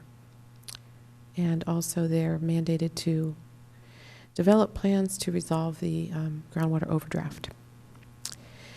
I'm going to talk briefly about how a groundwater system works. So when it rains, the rainwater that reaches the ground, some of it percolates into the ground. And in the Pajaro Valley, the Pajaro River bed and areas in the foothills are our main areas where water is able to seep down into the groundwater. There are layers of clay and rock that prevent recharge in parts of the valley. Underground, there is sand and gravel and rock and spaces in the rock where the water is stored. Those are called our aquifers. And some of the water that we're pumping has been stored there for thousands of years. Some of it's been there for hundreds of years. Some of it is from more recent rainfall. We have saltwater intrusion into our aquifer. At present, the Pajaro Valley water users, that would include the city and the ag community, together we use about 22% more water from the aquifer than is replenished by rainfall. For that reason, rainfall, excuse me, heavy rainfall years would have little impact on the saltwater intrusion. In other words, that's not a solution to the saltwater intrusion problem. This map shows the extent of the saltwater intrusion, and as you can see in the bottom left, the saltwater was first discovered intruding into our wells in 1951 and has gradually moved inland. There's some areas where the wells, the water quality in the wells is not adequate for either drinking water or even for ag use. We're not at risk of an immediate shortage. You hear a lot on the news about Santa Cruz implementing rationing, and that's because their water sources are all surface water, including the Loch Lomond Reservoir, the San Lorenzo River, and several creeks. They're in a situation that after 3 years of drought, there's a concern that they actually, if the drought were to continue, would be in an extremely serious crisis. In the Pajaro Valley, on the other hand, the drought has a different effect on us, not anywhere near as immediate or serious. And it does result in more pumping of groundwater, which is not what we want with a saltwater intrusion. And it also forces us to pump from deeper levels in the aquifer, which makes the saltwater intrusion worse. But it is not in a crisis situation such as we have seeing in Santa Cruz, and I'm sure you've heard in the Central Valley with the farmers, where people actually run out of water. This year, we've checked our well depth, and over the course of this drought, which is in our third year, there's about a 5-foot drop in the water level. So we are having to pump deeper, and definitely a concern, but by no means in a crisis kind of situation.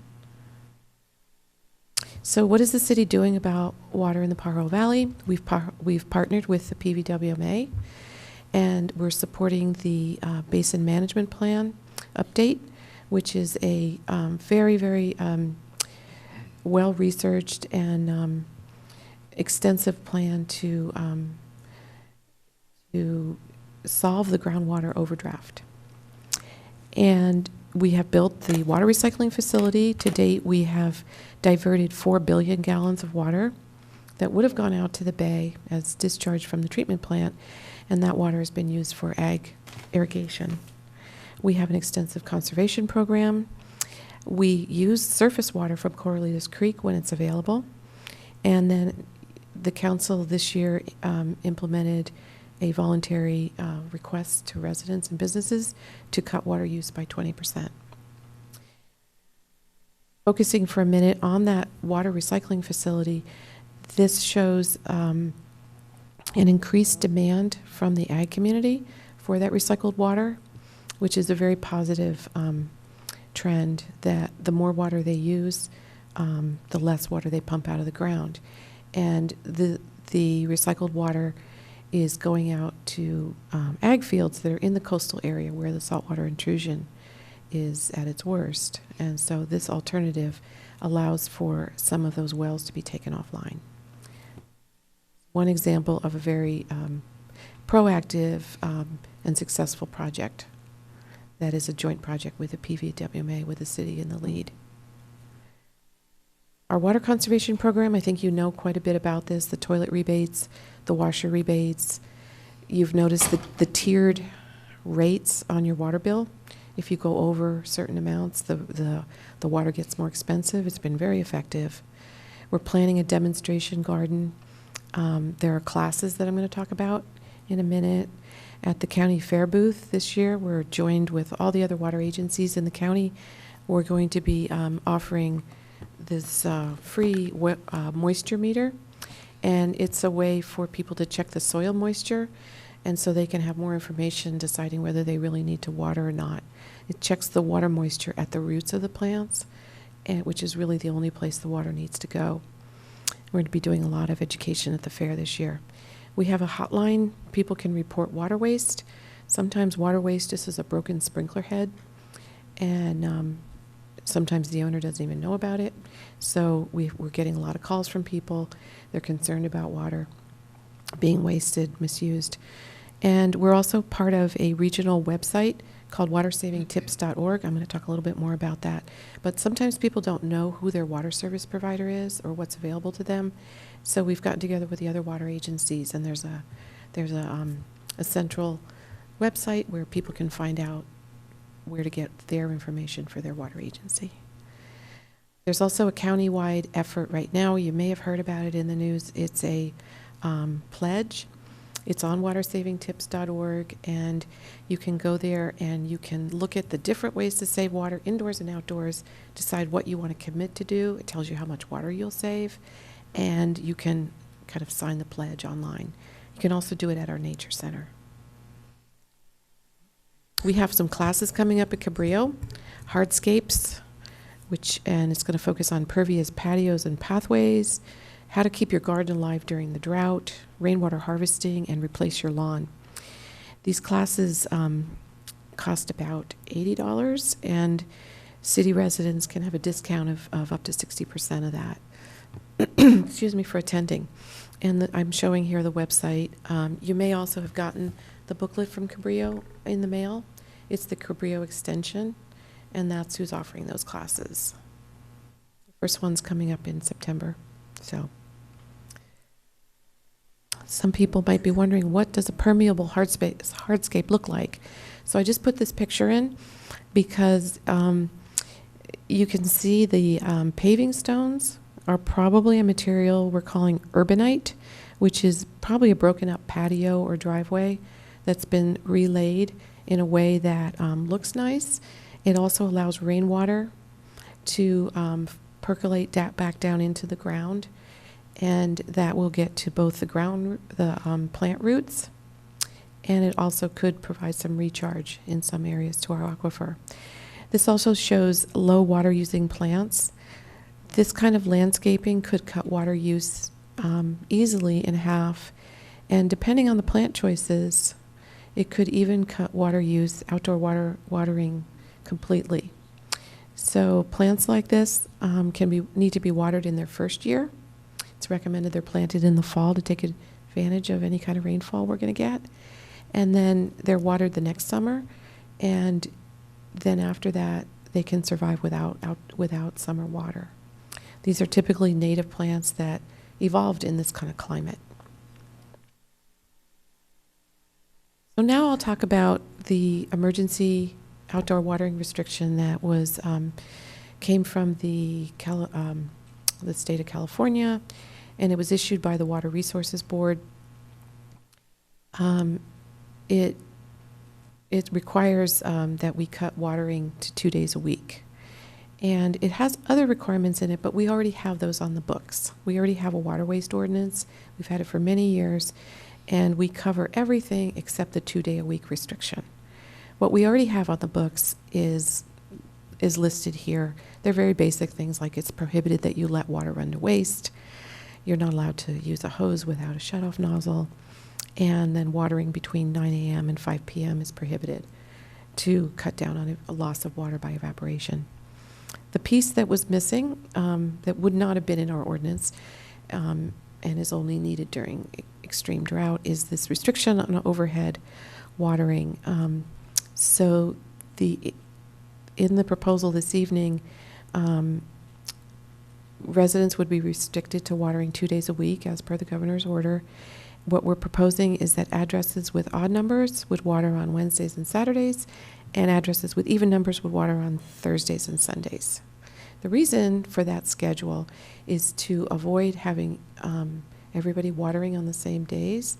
For example, we looked at maybe a Tuesday, Thursday, or Tuesday, Saturday watering for the whole city, which would be simpler to communicate, but we were concerned about the pressure in our water system, and we wanted to stagger it more.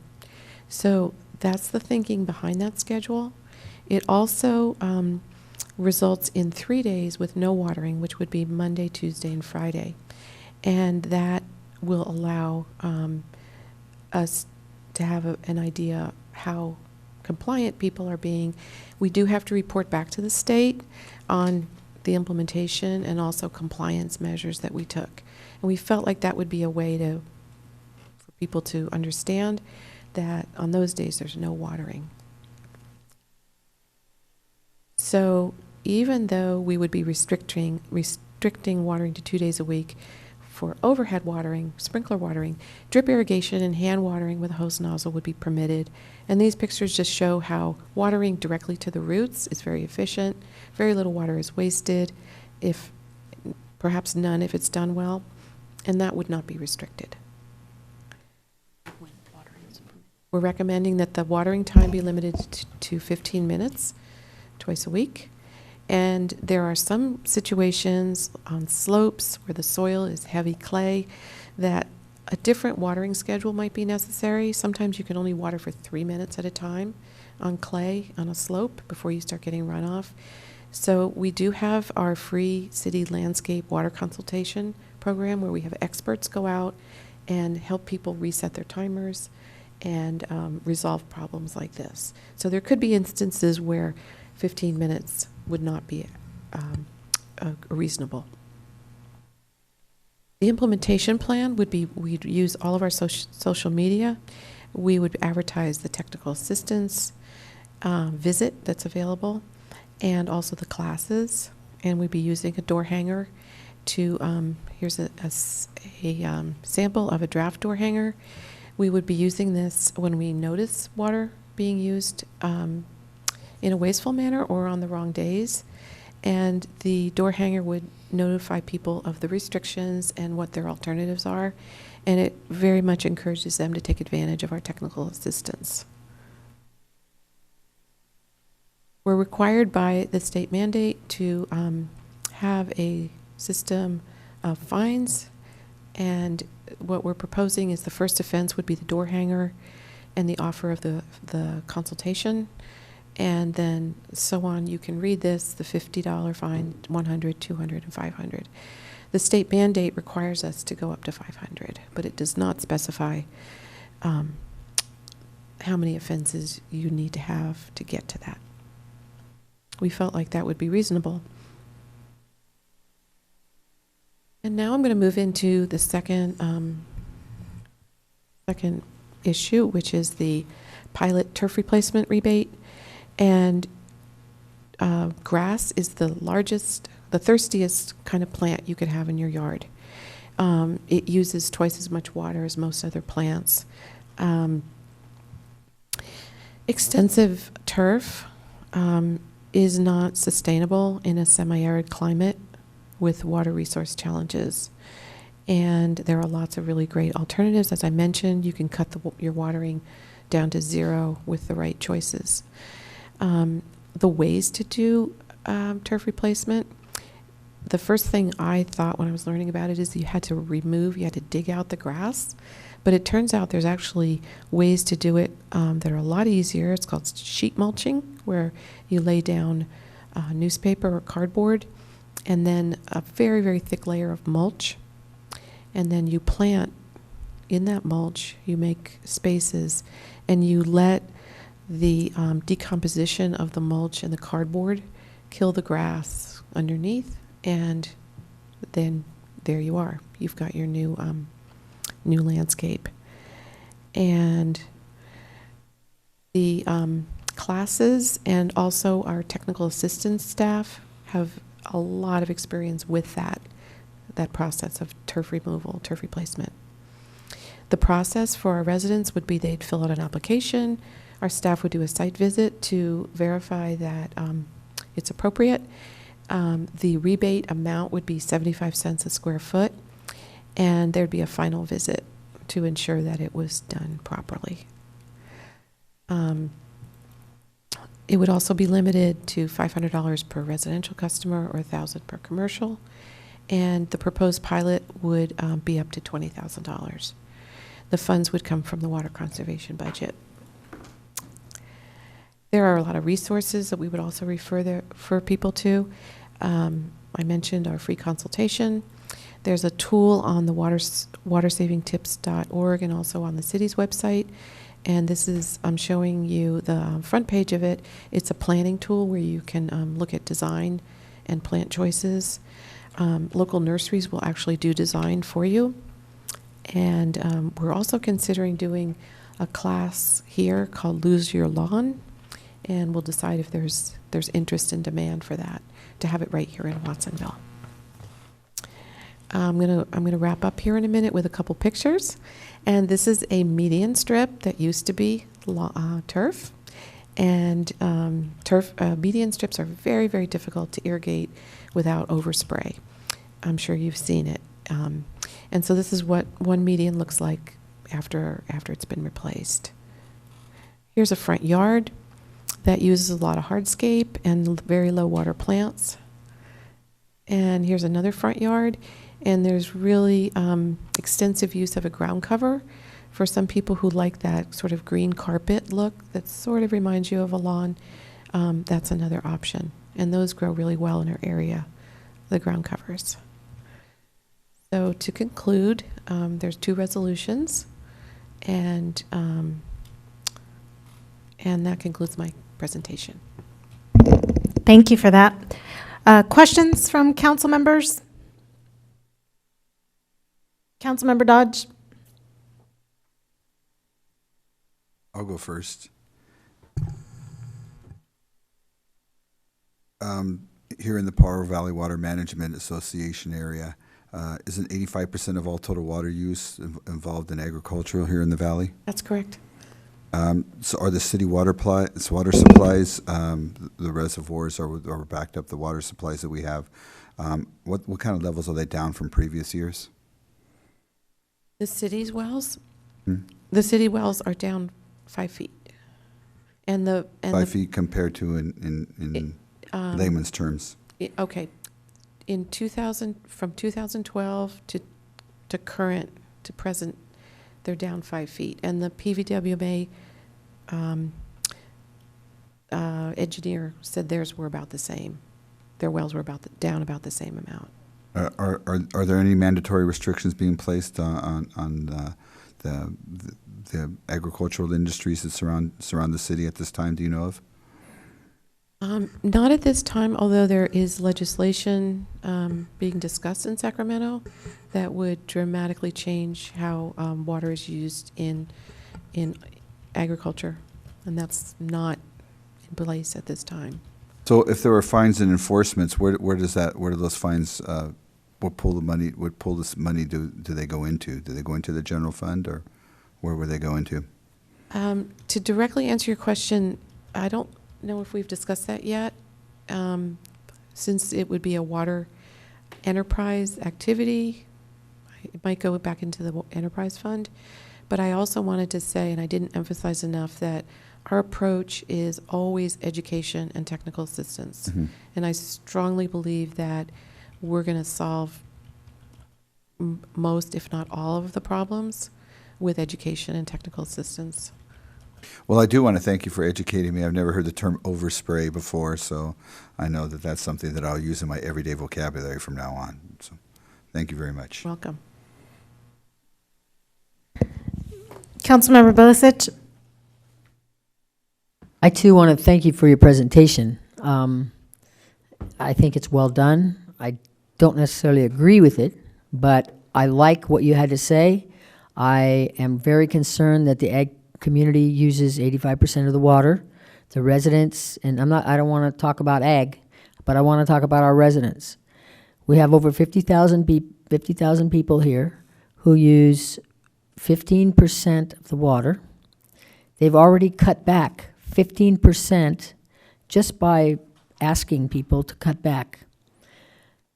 Some people don't have timers that go like the days of the week. Some might have timers that say 2 days a week, 3 days a week. So they'll have to buy a new timer if they're going to continue using a timer, because it won't work for, not all of them have the days of the week.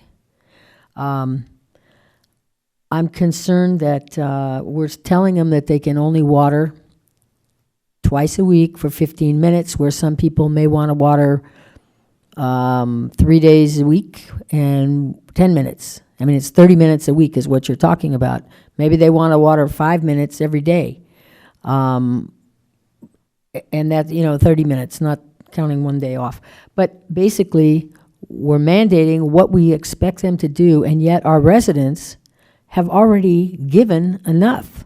And our water department, I commend you for all of the things that you've done. I mean, we have a recycle plant. We've got all kinds of things that we are way ahead of the game as far as the rest of the state, I think. We have a number one, we've talked about water for a long time. And I think that our residents already have done a lot. We have a lot of brown lawns. Some people have chosen to let their lawns go. And others are saying, oh, no, I don't want to let mine go because is it going to come back weeds? I don't want to do that. So we've had people make choices. But the overall plan, we've already cut back tremendously. And now we're talking about more reductions. And water fees just went up July, right? Didn't they go up? So, and then pretty soon they'll probably go up again because we're not using enough water. I mean, it's very difficult on the consumer, and yet I commend the city for what you have done, what we have done as a city, all of the wonderful ideas. And, like some people want these kinds of drought-resistant plants, and they look beautiful. Others still want their green lawns. And I know we're saying, oh, no, you can't. Really? You can't?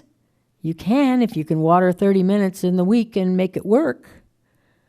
But I think it's too restrictive, what we're talking about.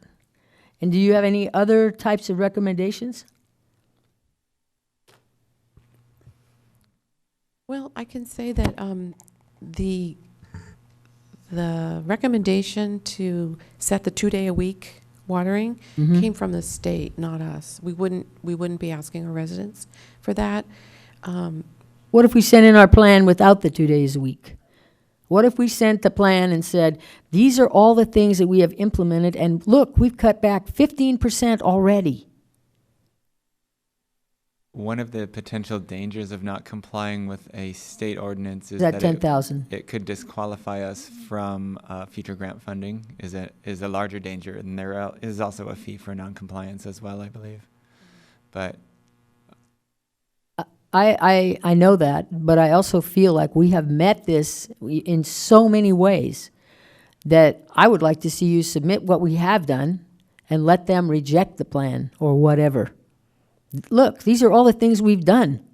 This community has pulled together over 50,000. It's probably 60,000 by the time you look at all the people, maybe 75,000 people, because you've got the outskirts. They're all into our water system. And they've cut back 15% already with no formal restrictions. They've done a great job. And you have said, we're not Santa Cruz. We don't have the problems that these other communities have. And yet, as a city, the city has really stepped up over the years and met this. I mean, you've done a phenomenal job with education and with reducing water usage. And now we want more restrictions, and the rates just went up, and it just doesn't fit from people that I hear from. I understand your concern. Thank you. Absolutely. And we do have a $6.3 million grant application in with the State Department of Water Resources, so we do need to decide, what is our priority. So That's a priority. I'm just concerned about the residents, and I don't know why it has to be 2 days a week at 15 minutes versus 3 days at 10, or 6 days a week with 5 minutes. I mean, I could speak to that, and you just remind me of one more thing I was going to say, Nancy, is when you water for 15 minutes, and unless you're on very thick clay or on a slope, you're getting down to the roots. The grass roots are about 6 to 8 inches deep, and that's a good amount of time. You want to water down that deep, and then your grass plants are going to be stronger, healthier. They're going to make it longer without water. So there is some thinking behind that 15 minutes. If you water for 5 minutes, you're watering the top, and you're actually weakening the plant. It sends its roots up to the surface, and then the sun beats down, and damages them. So when I showed the picture of the hand watering with the hose or the drip irrigation, the goal is to get the water down deep into the roots, and that's also the reason for the free moisture meter. That's what I'm saying. The city you've done a great job as far as educating. You're handing out water meters, you're handing out nozzles, you're handing out all kinds of things. Taking back toilets. We've done a lot of things over the years, and it just seems like enough is enough to me. It is hard to ask people to do more right now. The handhelds now, are those restricted to those days too? No. No, okay. So drip irrigation and watering by hand with a nozzle is not restricted. Okay, thank you. Any other questions? Councilmember, oh yes, Vice Mayor Hernandez, you were next, and then Councilmember Kaufman Gomez. You know, our neighbor used to have a really green, lush, beautiful lawn out in the front, and always the best lawn in the neighborhood. Until recently, she kind of let it go brown, and so we had to follow suit and let our lawn dry up. But I have to say, the brown is the new green is kind of a little bit ugly. It is. And we have these, what are they called? The beautification, lawn beautification awards. We're encouraging people for green, lush gardens. How's it going to affect the program that we're encouraging people, awarding people for? When we could, maybe we should award people that have xeriscape, landscape on their yards or something. With such drastic charges, with the $50, $100, up to $500, I think it's something that people should be notified, more than just a little door hanger, because some people just throw those away or they fall down. We have to put that in their water bills maybe several times. The newsletter, multiple ways. Not everybody's on social media. It's going to take, paper, for them to read it, especially in different districts. I think like Nancy's probably, or even in my district, a lot of people are not on the internet, or social media. A lot of Latinos in my district, the old district of District 1 especially. So I think notification in the water bill would be important, other than just social media. But I think that, it's something that's going to be tough for the city to do when we have, neighbors that are using a lot of water, and that we got to find different ways. As a city, too, we got to find ways to not use as much water, I know that we're working on plans to put turf at our fields. That's a good thing, but we have to find creative ways to save water, too, as well, as a city, other than finding people, too. So speaking of the fines, if a person is watering on the wrong days or letting it run off, the solution is so easy. We're not asking them to take the lawn out. They just have to change the days they water and water less. So if they don't get the right information, we're going to give them the right information, and the solution is very doable. So I feel really confident that we could go through this whole period with no fines. Is there additional questions? Yes, Councilmember Kaufman Gomez. We're talking a lot about lawns, but what percentage overall is at our usage? I know that you've given me a grid, a matrix, and some percent. Toilets were a pretty big chunk of it. What is the percentage of our lawns and our garden use? Okay, So in the summer in Watsonville, residential water use about doubles every year. So so the lawn or the outdoor doubles. Yeah. And so in summertime, is it 40% of our overall usage? Is that what our running statistics sort of looks like? I don't know. 40 or 50, yeah. I mean, our water use doubles in the summer. Not this summer, but typically, and very consistently. And then what other resources will there be as handouts at the particular booth for recommendations? Will that pie chart be there to help them out? I know, for example, the question I had was, it takes so long to get the water from one end of the house to the other that I put a couple buckets to sort of get it to go out. But what else can we do here? I mean, can you show us what some of the equipment is that could be in place that could help out for other means in terms of the saving? Well, other water districts that have much higher rates than Watsonville have extensive rebates, including the recirculation pump, which keeps the hot water in your pipes all the time, so you're not running water waiting for it to get hot. Soquel Creek Water District probably has 50 different kinds of rebates, but their rates are probably 3 or 4 times what ours are. Maybe a list of what And- those items would be helpful for us if we're Okay. going to go to the booth and visit it, Yeah. as we should. We're going to the fair this year, Yeah. so that we can take it home and figure out pick and choose what may work and help other people that are out here. Let me mention another resource is PVWMA has a water conservation toolkit. It's actually just on their website. It's not actually a physical kit, but it has a very extensive list of things like rain barrels and just so many other things that you could do if you chose to. So I would recommend their website. Thank you. Councilmember Montesino, saw your hand up.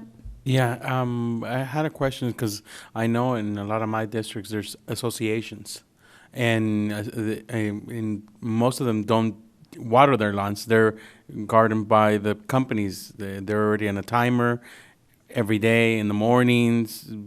Have we even reached out to them, or do we plan to? Because I mean, most of the homeowners in those areas don't have control. They don't have control. So I know I'm gonna get a big backlash if they start seeing these kind of door hangers in their lawn. And what am I gonna respond? Have you guys had any outreach? We have had our experts, our landscape experts, meet with homeowners associations, and we would definitely want to notify them right away about the restrictions. Because in some of those bylaws, because there's associations, you're supposed to keep them green. You're supposed to be, or you get a citation. So that comes into play where people are leaving their lawns, because some are not really strict associations, but they have duties, so they get a citation, a $50 citation if they start seeing their lawn green, because it values all the properties around. So I think we got to be able to do that outreach for them. I think with the 15 minutes twice a week, a lawn's going to stay, it's not going to be bright green, but it's going to be, I think we would still call it green, greenish, brownish, green. alive, and But we will absolutely be working with homeowners associations in special situations like this. As Nancy mentioned, our first and foremost effort is going to be through education and training, and we're going to work that, as long as we can with people before we implement fines. So it's always been our policy. It's just the way we do things here. So the fines are going to be a last resort, and we will work with people. And like Nancy said, 95% of the people will come into compliance through that effort. Great. I had a couple of questions before we go on to public comment, since everyone's asked a round of questions. And I had posed these over email, but I'll just sort of repeat them here. And first of all, I just want to comment that we are just drafting up this as a proposal in response to, the statewide declaration of emergency around the drought, and then sort of these mandates. And so I asked the question, was there any flexibility in terms of the fine schedule? Because I know that the city of Santa Cruz has a whole other different issue. They are running out of water, and they're going after excessive use for residential. And what we're proposing here is just targeting excessive use for landscaping as well. And so part of what I asked is this going to be a complaint-driven enforcement process? Yes, Yes. absolutely. So it's going to be those instances where people are calling in where they've noticed excessive runoff. Right. So it's not somebody driving around, sort of checking, are you watering on Monday versus a Tuesday? Absolutely. Okay. And then the other question I had, because the city of Santa Cruz does allow some additional education in lieu of some of the fines. And noticing this fine schedule, for the first one, you get a warning. And part of my question resulted in, sometimes it takes a while for us to adopt new patterns of behavior. And so if we manage to get confused over a Tuesday versus a Wednesday, part of what I was thinking was, instead of, for the second offense, charging a $50 fine, providing another opportunity where that $50 fine can be waived if you take the landscape consultation course. And I asked whether that was a flexibility that was available to us with these new state mandates. Yes, it would be, and because we send the person to the home, unlike in Santa Cruz where they have to go to water school, we would just be making an appointment, and our expert would show up at their home and give them the information they need. So I think it's both it would be very effective, and it would definitely still meet the state mandate. Thank you. Councilmember Hurst has not asked a question. Thank you. If we could go back to one of those first slides that showed the area that's served by our source. You know, one of my concerns is that people have cut back, people have sacrificed, they've let their lawns go brown, and sometimes it's a cost, sometimes it's conservation, sometimes it's just the money. I see through the disbursements that people are still getting washing machine rebates, and maybe their old machine just wore out, but they're also getting low-flow toilets, and so there's still maybe a little bit of education to do, probably a lot to do, actually. But, you know, people, they don't understand that there is a conservation program already in place. So there's kind of a lack of information already. And then, you know, they cut back and they sacrifice and they carry a bucket around in their house, and then they drive down Houlihan Road or Paro Dunes or go to Lakeview School or Las Lomas, and they got to turn their windshield wipers on. There's mud on the road. So, you know, they say, hey, why should I sacrifice my prized lawn when there's all this other usage going on, and I'm just a small, every drop counts, but somebody else is using a lot. So, you know, I don't know that that's a question, but it's something to think about as to how we can do more education and who's going to pay for that education and what's going to happen to the water rates when we really do conserve, and how's that going to affect the bottom line, the financial bottom line, and how's that going to affect the environmental bottom line when there's no runoff that goes into the sloughs and the creeks? Because that's a big part of why there is water in the sloughs and the creeks, is from some of the urban runoff. So there's a lot of wasting that does go on, but when I drive around, and I do, I see that this is occurring at churches, apartment complexes, condos, homeowner associations, schools. Mm-hmm. So I'm not sure how we bring those folks into the mix, but know that there is some public concern about all the sacrifice that homeowners make that's not necessarily equally shared in their view. I will open this up now. It is a public hearing. If there's anybody in the audience wishing to address us on this issue, you can come on forward to the microphone. State your name for the record. My name is Margette McNeely. I'd like a clarification. I heard you say the 15 minutes is for the watering, the people that have those things in their grass. Is that what you were saying? Or if you're doing the hand watering, you don't have to stick to the 15 minutes. Is that right? Correct. Okay. Well, I agree with some of the council members on the costs, because I have a friend in SoCal, so I know what's going on over there, and they have really done a good job on theirs like we have here, but then their water bills went up. And that's what they're saying is going to happen here. And we already just had all of our utility bills go up. And I, as a taxpayer, am just livid on all of the taxes. And I know it's not all of your fault, but the state and the United States and everybody, we have too many taxes. And the economy is not good. A lot of us don't make a lot of money, and this is going up and up and up. And at some point, you're going to have a rebellion of your people. I mean, enough is enough. And so that's my concern. I personally have been taking my bath water and putting it in vinegar jugs and carrying it out to water. Not every time I take a bath, but some of the times.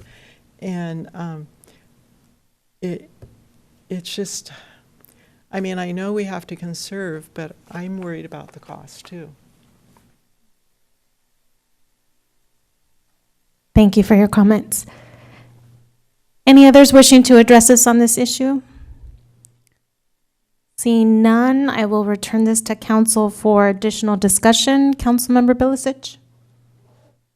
You've done such a great job of replacing things and handing out things. Like I told you, you hand out nozzles. I mean, we've been through so many things. Do you have weekday timers? Timers that you would put on your home irrigation system? Or timers that people may have automatic timers, but they only have 2-day, 3-day, 4-day. They don't have the days of the week. Do we have any kind of replacement for that? Not really. We do have a timer that you could put on your hose and attach it to your hose bib and set it for 5 minutes, or 10 minutes or 15 minutes. But I'm talking about if somebody has an automatic sprinkler system. No, but we do have, the person that we send out has incredible expertise in dealing with irrigation controllers. He deals with both residential and ag, and he can deal with the weather-based radar-controlled ones, you name it. He knows how to program them. And so if someone's having a difficulty with that, I think there's a good chance he'd be able to program it in a way that I think would meet the requirement. I can't guarantee that without looking at it.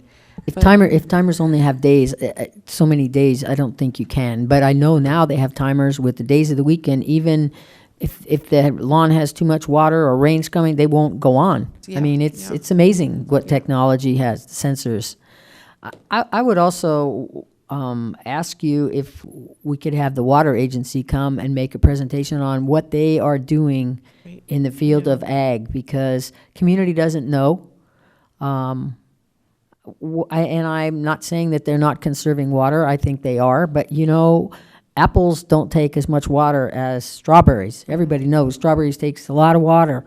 And yet it's a lot more lucrative as for production.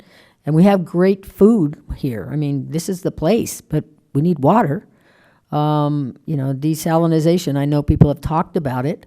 And I think it's something that, we're very fortunate that we are sitting right here with the ocean right there, if we ever decide, and not just us, but if all the communities got together and did something. I don't know. Now I've heard someone say that's not a good thing because of the fish. I don't know.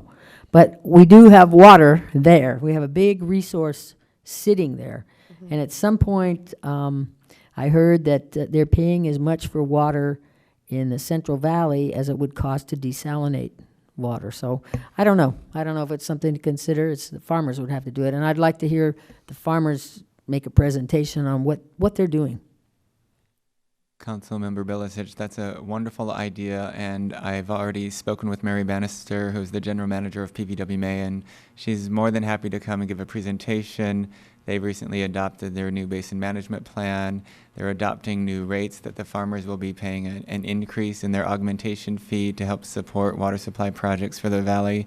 And it would be really, I think, a very good idea for this fall for Mary to come and speak and give you an update on what the farmer and the ag communities are doing right now. So, in relationship to the amount of people and the 15% usage, if the farmers have cut back enough, is there still a reason to continue to go after residents, so to speak?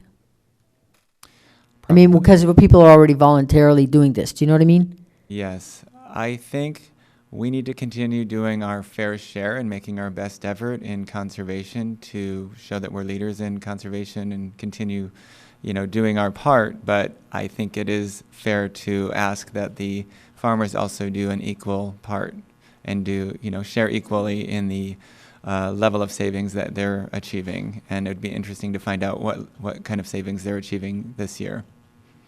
I just feel that the residents have already given. And because of what the city has provided them with and knowledge and everything else, I mean, we've cut back 15% and we're only using 15%. That's a big reduction. Right. Thank you. Councilmember Hurst? Yes, I just like everybody to focus on this map for a moment. You can see that by that light tan color, if you added up all that area, it's probably bigger than the city of Watsonville, or almost. We're providing water all the way out to Sunset Beach, Pajaro Dunes, Corralitos, Interlaken, Paulson Road, the fairgrounds. It's a long way from the middle of town to some of those locations. And I don't know how we'll gain compliance or cooperation out in those remote areas. I'm sure that they know they're receiving city water because they get a bill. But we don't have enforcement. But it's a much larger area than we really think about. So that's why I just say, look at the map for a minute. Vice Mayor Hernandez? Is there any way that we can use more of our recycled water for those outlying areas? Because I know those areas are more the agricultural areas. The recycled water is really only able to be used for agricultural irrigation, crop irrigation. So the yellow areas shown here on this map are all residential services. So it's just people living in the country that we provide water to. So that we couldn't use the recycled water for them. But from like the water plant to Palm Beach, do we use it there? Well, it is Recycled used. water? It is used by farmers for irrigation in that area. That's the main area we use recycled water, is between the city and the ocean, west of Highway 1. And how about in Interlaken? Is that No. towards the fairgrounds? No, Not far. the distribution pipeline for the recycled water is a separate pipeline, separate from our drinking water, because it is a different standard that it has to meet. So we can't mix it with our potable water, and therefore we couldn't deliver it out to the other areas north and east of the city, because those are only served by our city potable drinking water services. So they're two completely separate systems, and the state would not allow us to combine them. All right, thank you.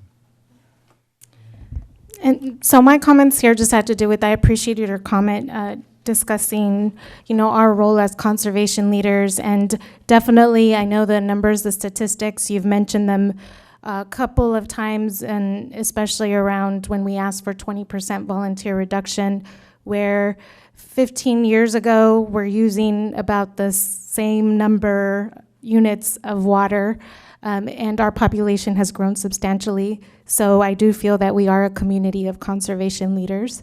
But I also recognize that statewide, it is a crisis, and it always gets, the conversation always revolves around waste, but growing up in the Central Valley, it isn't necessarily about waste. It's also about not having the infrastructure for storage. And so seeing the devastation there's so many people laid off of work. There's so many communities running out of drinking water. There's photos statewide where there's now distribution of bottled water because they don't have enough for communities to drink. And so recognizing our role within that statewide crisis, it's important that we do implement and participate in some of these efforts towards conservation. And I think that I trust with our history here as a city to continue to emphasize education as a primary way by which we involve the community in, altering some of their habits. It's like you mentioned, sometimes the education around how much water is really necessary to keep your green lawn. It's important to be able to have that conversation. And so I'm going to recommend that we approve both of these resolutions, but with a slight modification around the second offense, that rather than that second offense be an automatic $50 fine, that we instead allow the opportunity to meet with the city consultant and be able to waive that fee. And I don't know if there's a second to my motion. I will second it, but I think that It's I would fine. like It's fine. notification of the new fees or the new non-compliance rules in their water bills as well, hard copies. Definitely. Absolutely. Yeah. Absolutely. So that would be A your friendly motion? Or- amendment made Yeah. to that motion, okay? Additional discussion? Yes, Councilmember Bilicic. Well, I feel torn because I would like to support the motion, but by the same token, I just think that the residents have done so well that it's not fair to penalize them at this part of the game. I realize we're under state. I understand all of that, but I think if we could turn in the plan that we have, and I wouldn't like to approve this until we hear from the water people, the farming community, to see what they have to say, and then bring it back and talk about it then, because I want to know what they're doing. Again, we're only using 15%, and all these brown lawns, okay, every drop counts, but it's probably half of a percent of a percent of a percent that makes really a difference for our residents, and yet they're being penalized again, and I just don't like it. I'm not comfortable with it at this point. One thing I could offer is that this is only for, in effect for 270 days, unless extended by the governor. Or rescinded. So it's a temporary drought-related measure that will probably go away based on the weather predictions for the coming winter. So If it's extended, would we take another vote, or would it just continue? we could certainly bring it back to council if you would like. Probably yes. Okay. Councilmember Dodge and then Councilmember Hurst. I like the suggestion that Councilmember Bilicic was talking about, and us, the Powell Valley Water Management Association came to us when they were doing their plan. They came to us and made a presentation on that, and so I apologize for not keeping up on all the documents that in the region, but I know they adopted their plan, and I also know that plan operated the way they were presented to us that evening. It operated at a deficit over a 15-year period when they presented it to us. So I would like to know a little bit more about the conservation efforts that they're proposing and the plan. I thought it was a good discussion, even though one of the directors yelled at me for something else that evening, but I'm getting used to it. So that being said, I agree with what Councilmember Bilicic was saying, that I think this is a regional approach. I think that the idea of a water summit has been talked about in boards that I sit on representing this city, and if not, then I'm bringing it forth. That maybe we need a water summit with to address all of the county water issues that are going on currently, so that we can have a dialogue, an informed dialogue of really what kind of water policies that we look at countywide or in our region going forward. Because I think that. I want to commend the residents of the city for the reduction. I think conservation is a good thing. I think that we have to, with 40% monolingual Spanish speaking in our community, we have to make sure that the information is passed along in a culturally competent manner. So there's still some questions out there that I have in this. Do I want to put any kind of our funding at the state in jeopardy? No, but I think that you see a variety of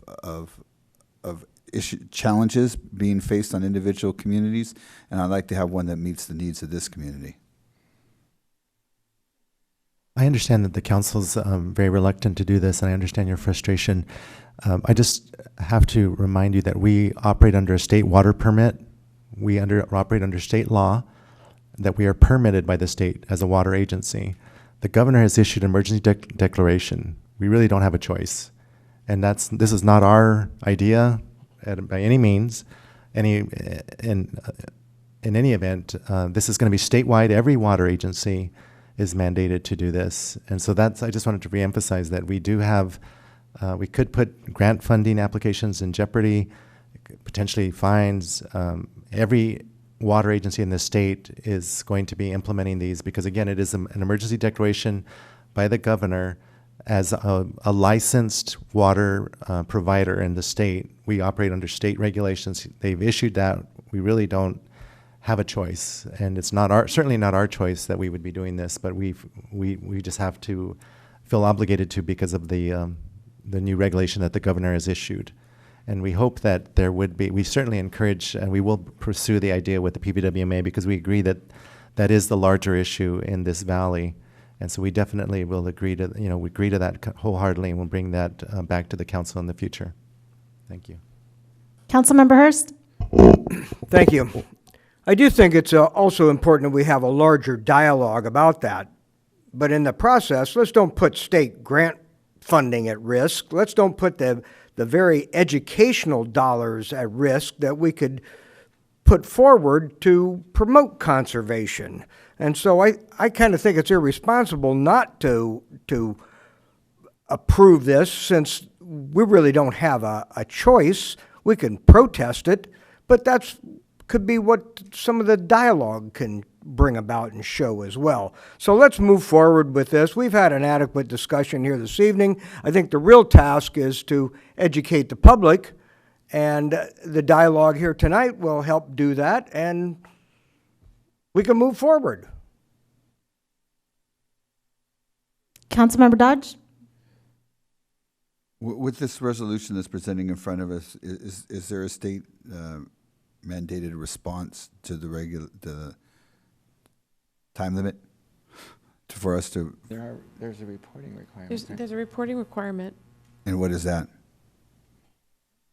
It was an emergency declaration, so when we were supposed to respond immediately. Yeah. Last week. Last week. We're on summer break. August 1st, I think. The reporting has to do with the county is, I believe, the reporting agency, and they report back to the Water Resources Board for some aspects of the drought requirements.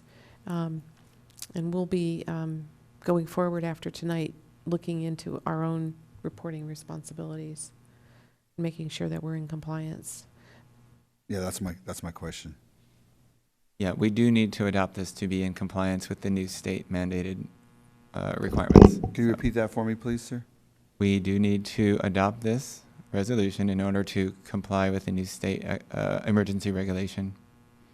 Thank you. Can I say one thing? Yes. I know there's a lot of concern about the fines, and if it was up to us, you would not be seeing this slide. This is not our idea. It's not our approach to things. In Santa Cruz, when they were facing this third year of drought, they hired 20 people to go enforce, to be water cops. We're not hiring anybody. We're not assigning anybody. We're not doing anything like that. The focus here is on education and technical assistance. And we're doing this, you're seeing this because we're required to put that up. But I do believe that number one up here, and then number two, as the amendment is proposed, is going to solve any kind of issues about compliance. I feel really strongly about that.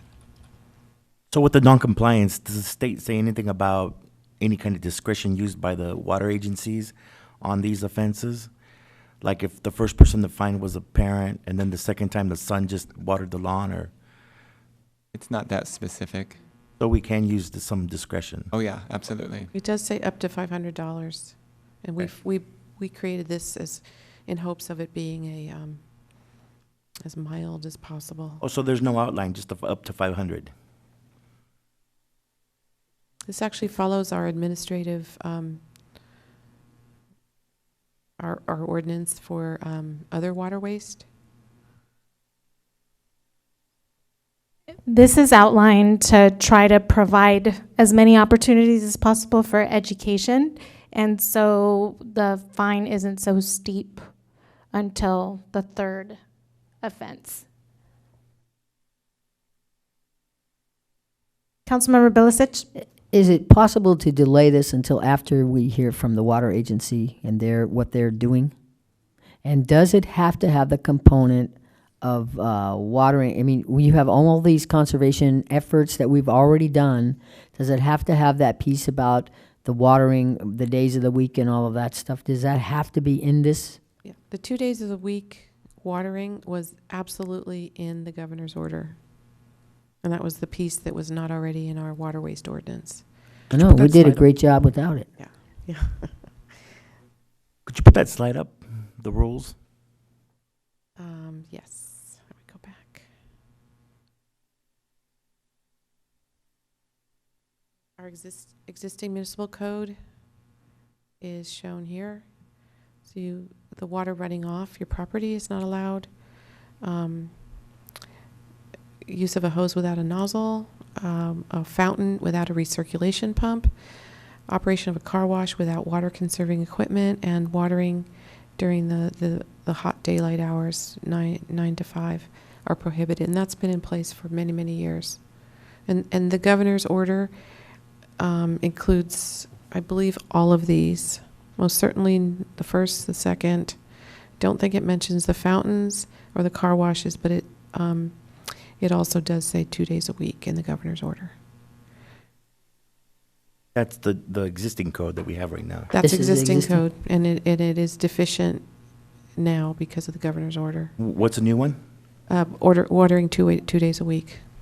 So we're going to send everything, though, the existing one and the The existing new one is just for your information. It's already in place. Do people know they can't water between 9 and 5 now? No, probably not, because we haven't done a lot of enforcement and education about that. Mm-hmm. And it hasn't been a focus, but it will need to be in the information that goes out about the 2 day a week watering. So even with the handheld or no? Handheld you can do Handhelds anytime? is okay.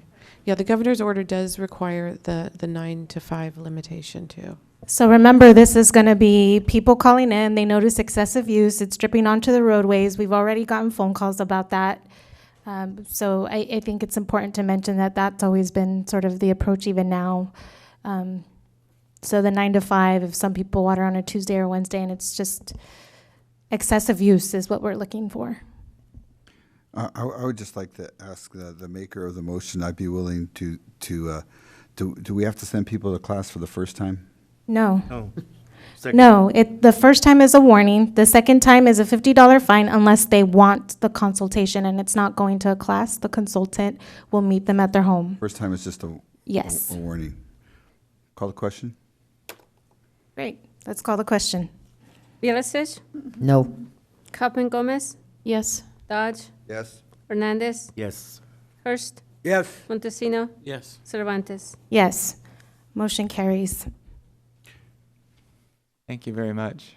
Thank you. And for I your just time wanted to and take presentation. A moment.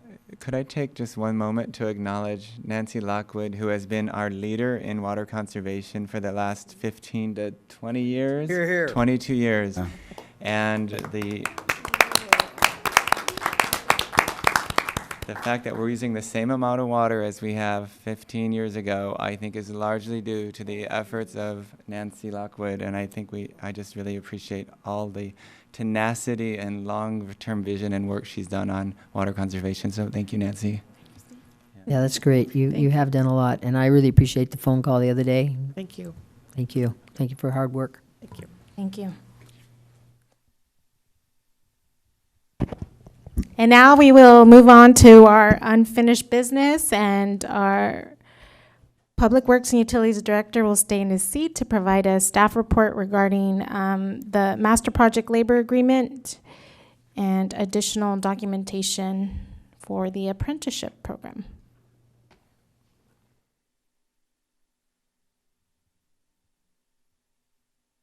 Good evening and welcome back, Mayor and City Council. Indeed, our director will stay in the seat, but I will give the presentation. Maria Esther Rodriguez with Public Works and Utilities. my glasses on. As you mentioned, the item before you this evening is unfinished business. It was a topic that was initiated regarding our project labor agreements for city construction projects, and then a memorandum of understanding with the Building and Construction Trades Council. The first portion of presentation will deal with the project labor agreements. Last year, the project labor agreements was a topic brought forth for council consideration at the request of council members Dodge and Montesino for consideration on projects here in Watsonville. Project labor agreements are a collective bargaining agreement that binds all involved contractors and subcontractors on projects. What it does is it establishes terms and conditions of employment for workers in all trades, establishes hiring practices, and dispute resolutions. These agreements have been used on larger scale projects as a means of promoting project efficiency and increasing employment opportunities for local residents. In November of last year, Council adopted an ordinance that added language to the Watsonville Municipal Code that would require project labor agreement on city construction projects with projected construction costs of $600,000 or more and involve 3 or more trades.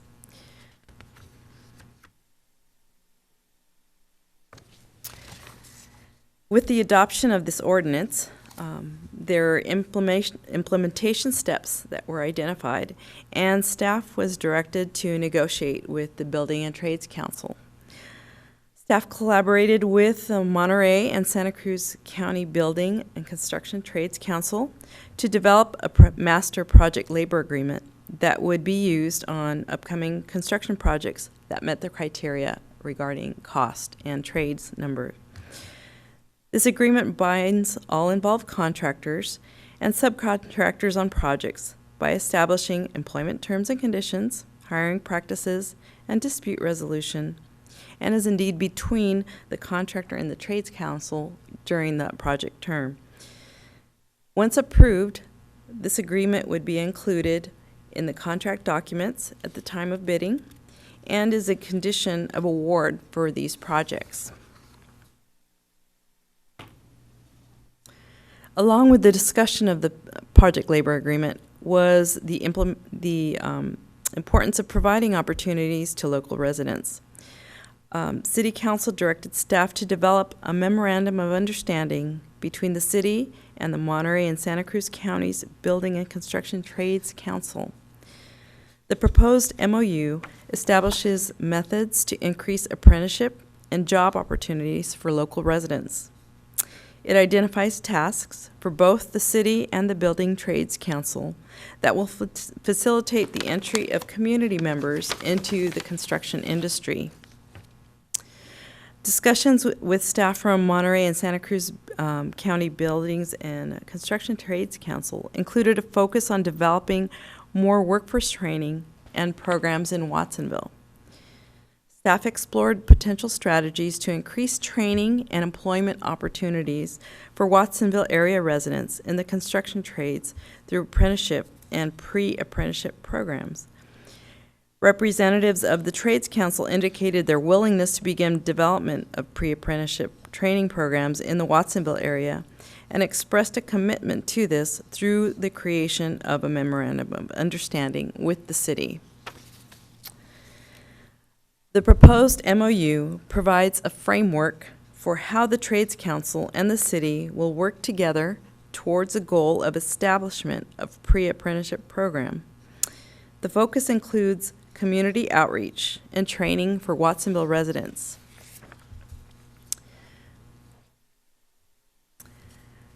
The outreach and education focus works to identify community groups that have interest in career development within the construction industry. It would also allow for a meeting with these community groups to establish cooperation and inform groups of the process that will be used in this program. We would also focus on identifying and working with individuals interested in construction careers. This would allow for identification and also testing, recruiting, and educating community members about the construction and industry trades. Extra effort could be placed on identifying those from disadvantaged backgrounds, women and veterans. It would also include working with individuals in determining strengths and weaknesses in the various construction and trades. The recruitment of qualified individuals and assistant with job placement and apprenticeship program focus would also include things such as mentoring to participants as to how to enter the trades through apprenticeship and other avenues. It would also include a focus for a local hire list. This would, again, allow creation of that list to be used by contractors and programs seeking apprentices. It also would allow for maintaining this list of individuals, and so that it can be tracked to see how the program is doing with relation to local jobs for local people. And also, again, the focus would be to work toward the establishment of a pre-apprenticeship program here in Watsonville. The city of Watsonville will be the first jurisdiction in the county to implement this type of MOU with the Trades Council. Leaving this short and sweet, the recommendation this evening would be that the resolution approving a master project labor agreement that would include city construction projects exceeding $600,000 and involve 3 or more trades be approved, and also the memorandum of understanding between the city of Watsonville and the Monterey and Santa Cruz Counties Building and Construction Trades Council be approved. And that concludes my report. Thank you. Are there any questions from city council members?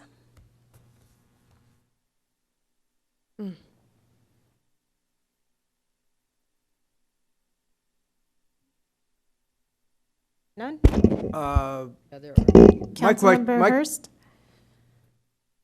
My question is, didn't we already do this before? We're back here again?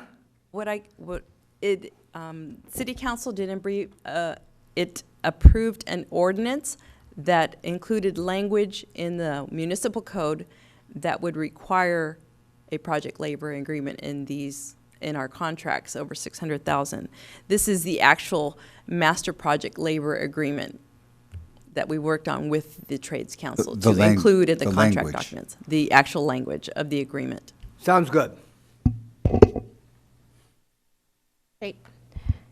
Councilmember Bilicic? So is this the document we're talking about? That's correct. But we just got this tonight.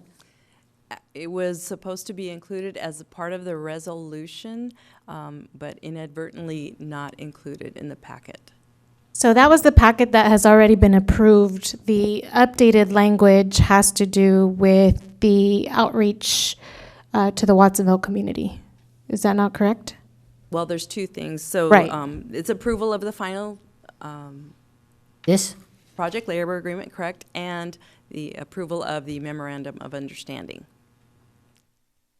But we haven't had time to read this. Are there changes in this from what we originally approved? There was nothing provided to us. This is the first time you're actually seeing the project labor agreement with this package.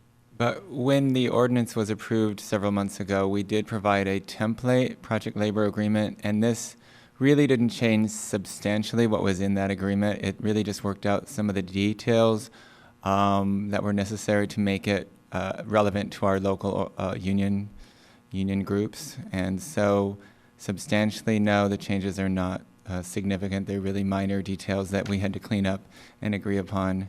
So it's not really anything new for you to see this time. Did the union groups get to look at this? Oh, absolutely. They've seen it. They know about this and they support this? They're here. We spent several months negotiating with them to come to a mutually acceptable agreement. And so this is something the city approves and something the unions approve? Right. Okay, thank you.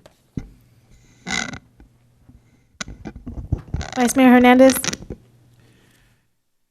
So have we used this yet on any projects? No, not yet. Councilmember Dodge? Just to clarify something, this actually, the language that comes before us tonight actually increases and clarifies the definition of local hires to be able to address the needs that was expressed by other council members pertaining to our residents being beneficiaries of the training opportunities. Yes.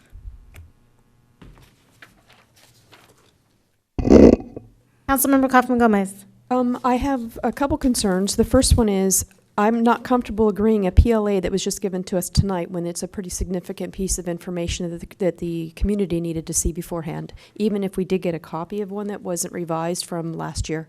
So I'm not at all prepared to focus on making a decision on agreeing to the PLA or not. However, the MOU, which is to encourage the locals for the programs and whatnot, there are a few things here that I'd like to see incorporated and see if there's a possibility of that. And I think that the accountability is a real big factor that I'd like to see, and if there's a possibility that we can incorporate some of that, making sure that where's our baseline, what are we going to measure, how are things going to be measured. I want to make sure that we're showing that this is working, what is working, what needs to be improved. I want to make sure that we're incorporating something that can be, evaluated annually, and it allows the educational component that's in our area to help out or to participate in that process of, recruitment, education, getting them in to the different levels, the pre-apprenticeship, the apprenticeship program, what the attrition is. I want to make sure that we have information here. Where is it in here that gives the accountability? I guess that would be how I would pose this particular question for my comment. I'll start off, and there are representatives here from the Okay. union this evening that may want to address that as Well, well. yeah, But I'll start with what's included in the MOU is currently maintaining a list of individuals who have gone through the program towards meeting the city's local hiring goal. So that is straightforward, letting us know how many people are participating in that. Now, So the they'll be tracking. the apprentice, or which part of the program, I guess, so that I want to make I want to make sure that we can see some clarification and show some tracking and some accountability. So I want to make sure that the language is clear on that. Okay, and in this particular one, it would be during the outreach and identifying individuals, et cetera. It would be what the unions are tracking, what the trades council are tracking, would be folks that have gone through the programs that we're going to offer through their outreach into this program. So that could also include, they also, during the negotiations of the PLA, they also let us know that they could track that on these projects as well and keep those, that information associated with each specific project that this is incorporated on. How many people, how many folks from local residents are being used on these city projects. Well, this is, okay, thank you. And I believe I saw language in there that there would be an annual report provided to the city as well. Yeah, I'm just asking for yeah. more details to go into it instead of report saying we did it and this is, I just want to make sure that our results are showing, because the whole purpose of this is to get our local hire in there, and I really want to make sure that we're seeing that progress being made, and that that is our outcomes that we're going to be, that will be reported back to us. So in all aspects, you mean a number of Watsonville residents that attend the informational settings, and then also those that are hired, also those that... It would say something that would be the accountability of the implementation, to give us a number of those that went into the pre-apprenticeship, those that followed through with the apprenticeship programs, and the number of Watsonville residents who completed, and we know that they're enrolled in terms of the jobs for our particular, for our area, that we know that.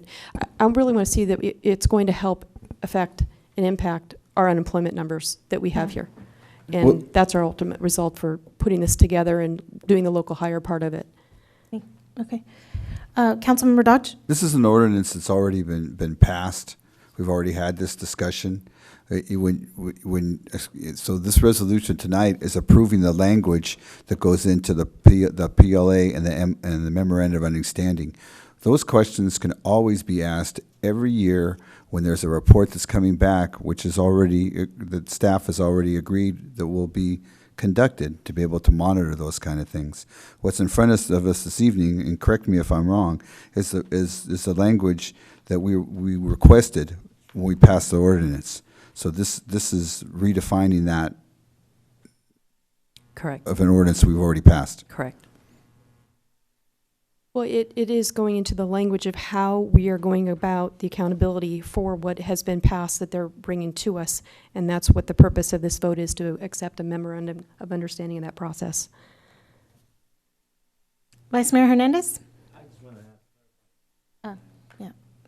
I just wanted a clarification, Trina. Are you talking about local hires or the local apprentice or both? I am looking at the memorandum of understanding. If they're going to come back and give us a report, I want to make sure of what is in that report that can show that it's what achievement standards have happened, where our baseline is. I don't know where our baseline is right now, and then we can see what help this has provided us with for our local hires, and that we can get it tracked so that we can see what changes we've done, what improvements have been made as a result of implementing this. So local hires and apprentices? Well, that would new be, apprentices. yeah, the local hires going through the process to get to that stage here. So they're going, local people getting into the pre-apprenticeship, going through into the apprenticeship program, and getting hired and getting on the jobs, especially here locally, Watsonville residents.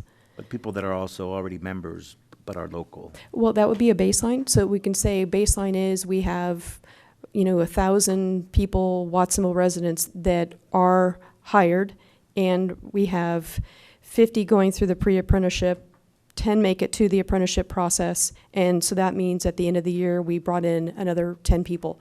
Just something that just shows some tracking. Great. Yes, sorry. I do believe the unions have that baseline data. We Good. did discuss it with them, and it would seem like it would be something very easy for them to include in their report. Right. And we could certainly bring them up to discuss that. They're in the audience at whatever point you feel you'd like to do that. They're here to answer those kinds of questions. Thank you. How about now? Fantastic. Any other questions for staff? Seeing none, this is the opportunity for public comment. So those of you wishing to address us on this item, please come forward.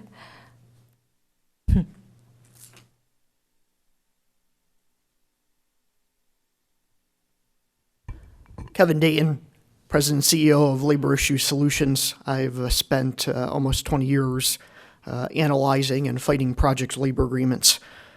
First, I want to point out that the document that was given to you tonight doesn't have any signatures in it, and I would not trust having that implemented until you see that every union signs it.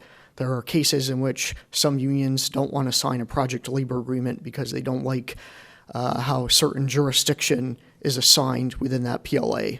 So until you get a signed project labor agreement, I wouldn't approve this. But let me talk about this memorandum of understanding that I believe that the City Council should be a lot tougher with this MOU than what you have right now. First, let's clarify. This MOU is not about apprenticeship programs. It is about the ultimate goal of developing a pre-apprenticeship program.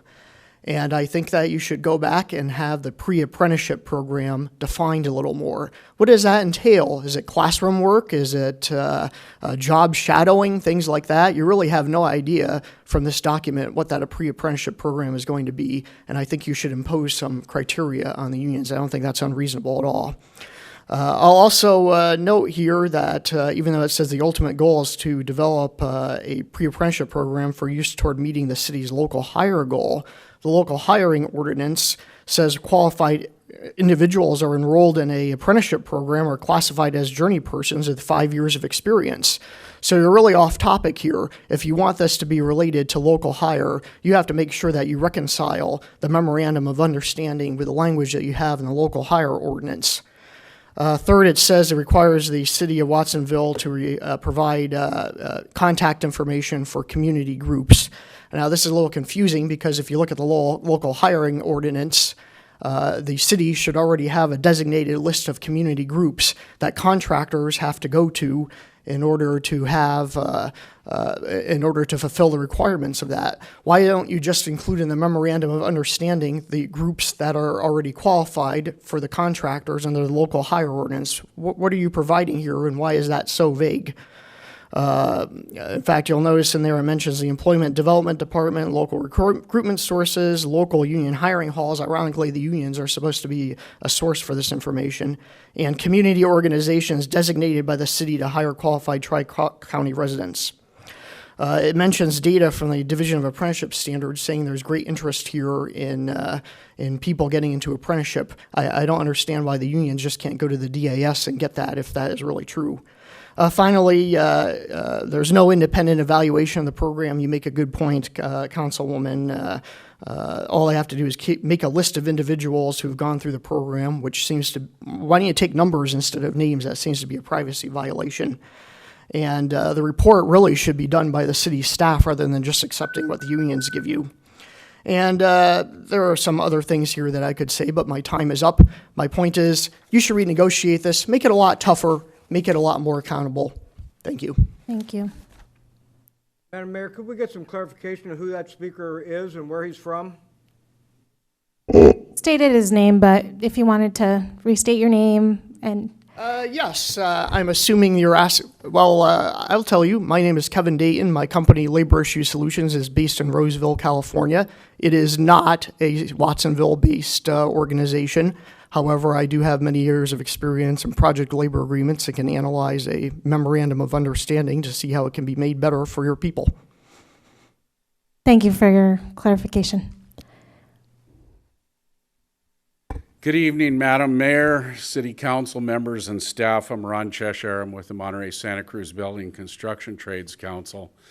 And before I start this evening, I'll have you know that I'm a ratepayer of the Monterey Peninsula Water Management District, which is probably the most maligned district in all of California. State mandates come down upon everyone with no regard as to what you have done in the past. Monterey area probably per capita uses less water than anyone in the whole state, but we have to, we're required to meet the same mandates that you'll be meeting or so. Those that use water and don't care, well, unfortunately, they just haven't met any requirements, so. I want to start with, you did pass an ordinance going ahead and requiring a project labor agreement on projects of $600,000 or more with 3 or more trades, and you had directed staff to go ahead and negotiate a master project labor agreement with us in regards to the requirements of how those projects would be carried out. We also offered to negotiate a memorandum of understanding between the Building Trades Council and the city as to what we would do to come within the community and step up efforts in regards to identifying and recruiting and moving into job opportunities, individuals from the community.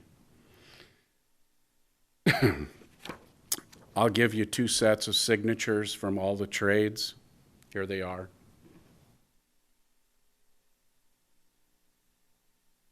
We sat down with the city and negotiated these elements. I don't know what you were just handed this evening. It will be quite disappointing for me if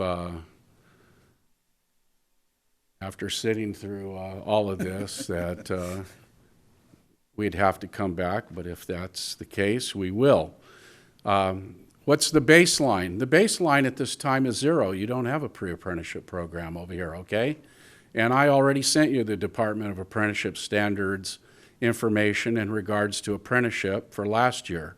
And now I will send you the stuff for this year, okay?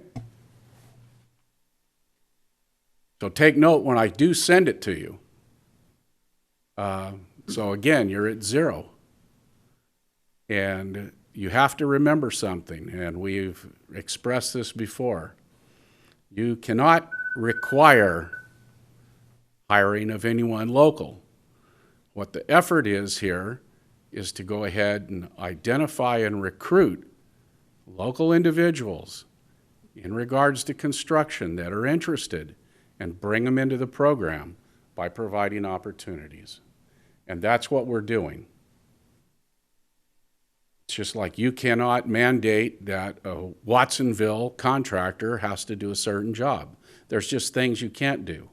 But in the memorandum of understanding, we go ahead and express our commitment to this community as to what we will do. And we have also offered to report back to you and the community what's being done. Now, we will do whatever we have to do, but it's interesting being torpedoed by someone that has obviously communicated with someone else. A pretty standard tactic throughout the state is throwing all these layers of everything to keep doing, and you require this, this, this, this, this. What's required is that we come into the community and do right by the community. And we will do whatever we have to report back to you. Thank you. Within reason. And we have negotiated that, and we urge you to go ahead and consider this evening and support staff recommendation. Thank you very much. Thank you for your comments this evening. Other members of the public wishing to address us on this issue?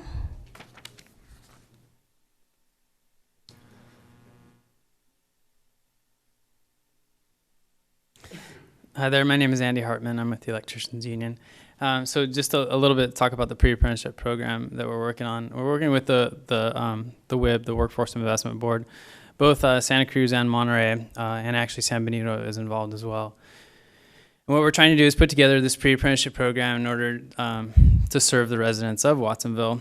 The pre-apprenticeship program is it's a multi-craft curriculum, so it's got all the trades involved. It's not specific to anyone.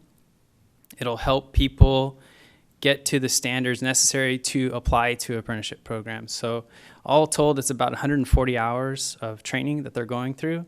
They're learning everything from soft skills, job responsibility, to actual tools of the trade. It's heavy in mathematics. There's some labor history in there. They're getting a lot of safety training, so they're going to get first aid CPR trained. They're going to get their OSHA 10 certificate out of it. Then they'll also get this multi-craft core curriculum certificate as well. So it's pretty extensive. It'll help them meet the baseline in order to apply to apprenticeship programs. So the progression will be pre-apprenticeship to journeyman status, making a good living, earning a good wage, good benefits. So hopefully that clarifies that.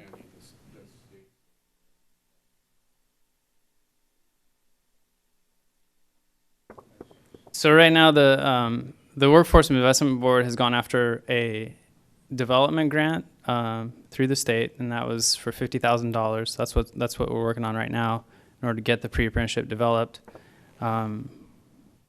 Soon, we're looking to go get an implementation grant of hopefully up to $275,000 in order to be putting on pre-apprenticeship programs throughout the Tri-County area.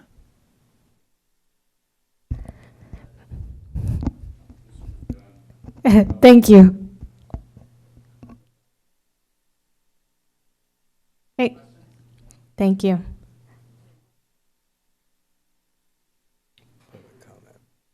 And you'll make yourselves available when we return to council for discussion and additional questions. Good evening, Mayor, Councilman. Robert Chakanaka with the Monterey Bay Central Labor Council. I'm a member of the American Federation of Teachers, but I am the president of the Labor Council. And there are 64 unions in the Monterey Bay. And we stand behind our brothers and sisters in the building trades and hope that you would approve this. We were here the last time. We spoke then. You approved it. We'd appreciate it if you approve it tonight.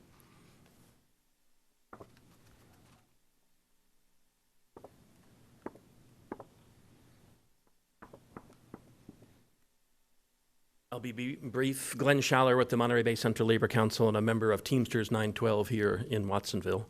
I wanted to make a parallel between your earlier presentation with the youth employment folks and the pre-apprenticeship programs that the building trades are building. This is exactly the next step as these folks leave high school, as they perhaps leave community college, to be looking for a career and having a way to do that here in the Monterey Bay, here in Watsonville.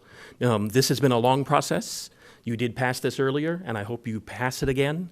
This is a pioneer effort. Watsonville is often at the forefront on these issues in our two counties, and you get a chance to do it again. Thank you.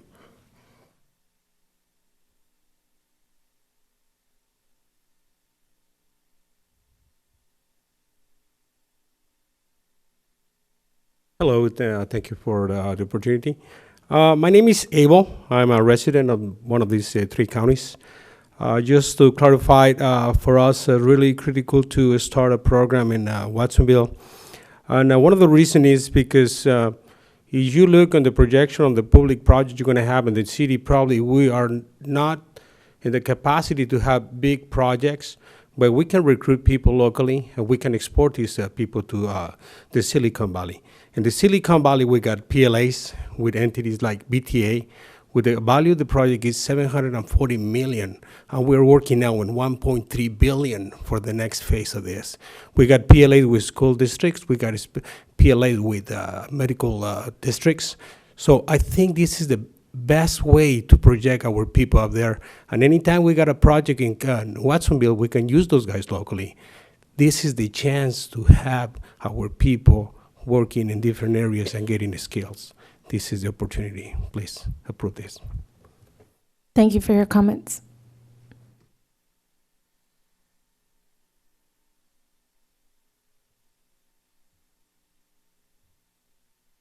Mayor, council members, my name is Christopher Burdett. I'm a business rep for the Electricians Union. I really want to commend you guys for your courage and your forethinking for putting this together and getting it going. We've already taken the steps. Now we just need to finish it tonight. So please vote to go ahead and pass this ordinance and finish it off. Thank you. Thank you for your comments. I'll return this to council if there aren't any other members of the public wishing to address us on this issue. For additional discussion, Councilmember Montesino. I would move staff recommendation. Second.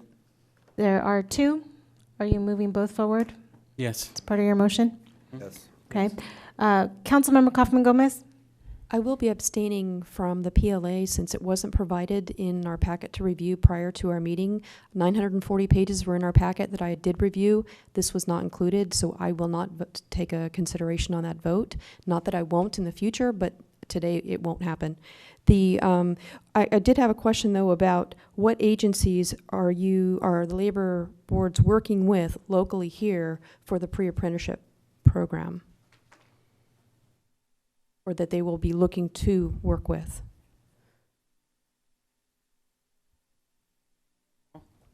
No, first, I thought that with community groups, it said et cetera.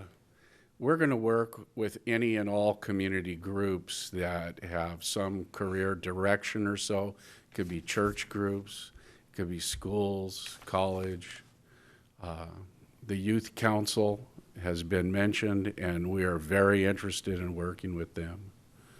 So any group within the community that can be identified that has an interest in providing opportunities for people in regards to construction careers. That's what we're looking at. Now, who we're currently working with through the development grant of $50,000 that we received from the state of California, even though we didn't have an MOU or a final agreement yet, we went out ahead of this to work within this community. And who are we working with, Andy? I don't have the complete list, but I mentioned the 3 WIBs before.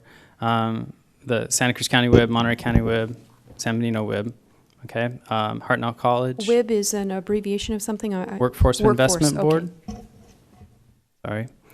Cabrillo College, Hartnell College, County Office of Education, Shoreline. And we still have 0? Habitat for Humanity.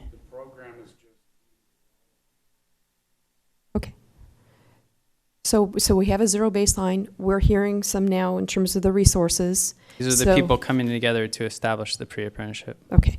And then, so in a year's time, this will get implemented and we'll see what the results are. Yes. Okay. Thank you. You may want to include the Watsonville Aptos Adult Education. They're part of the WIB board too, and have trades. They may be. But thank you. Any other questions, discussion? I did want to speak to some of the issues that were raised in terms of our local hire ordinance. And I do want to say that this is a path-breaking, forward-thinking action on behalf of the city of Watsonville. So we also understand that a lot of this is being worked out, right? There's special districts that do project labor agreements all of the time, but this is one of the few that's been a citywide adopted ordinance.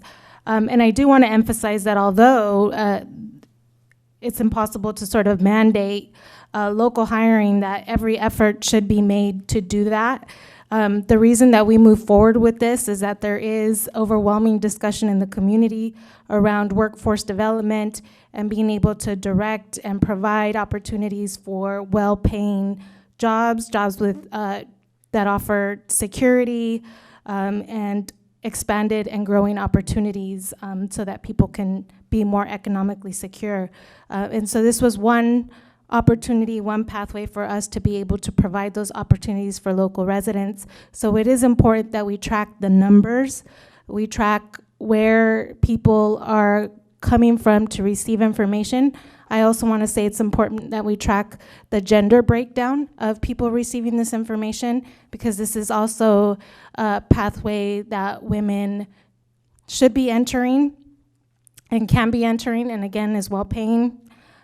So I do think that it's important to document, and I can't emphasize enough that, you know, being able to monitor those outreach efforts from the very beginning, who the partners are, having a long list of those, in any way that the city can and other council leaders can also provide information about other avenues that the trades and the council should be making and building stronger relationship with, is really significant to be able to do that.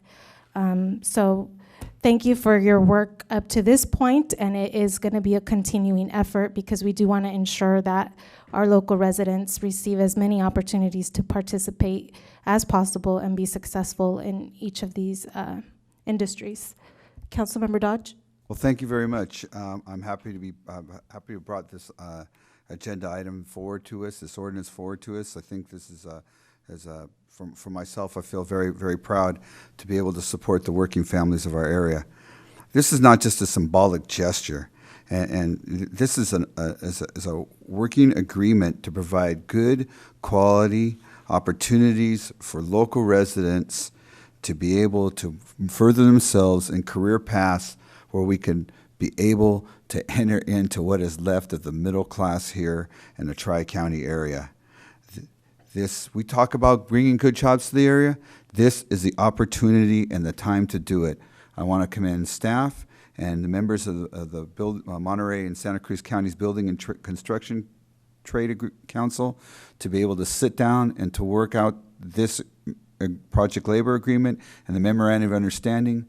This is historical. It shows that when you talk about being accountable to the public. I don't know what all these questions about being accountable are, but because it's the success of these programs depends on everybody working together and moving forward. I myself have had discussions with the president of Cabrillo College on how we want to be able to pursue these things. We have vacant facilities over at Cabrillo College that the opportunity lies for us to be able to fill it out. This is brand new. This is innovative. This is historical. We have a zero baseline to start from because nobody else has done it. So I really want to be able to move forward on this agenda item. I'm proud to be able to support it, and I'm asking my other city council members to join us in moving Watsonville forward. Thank you.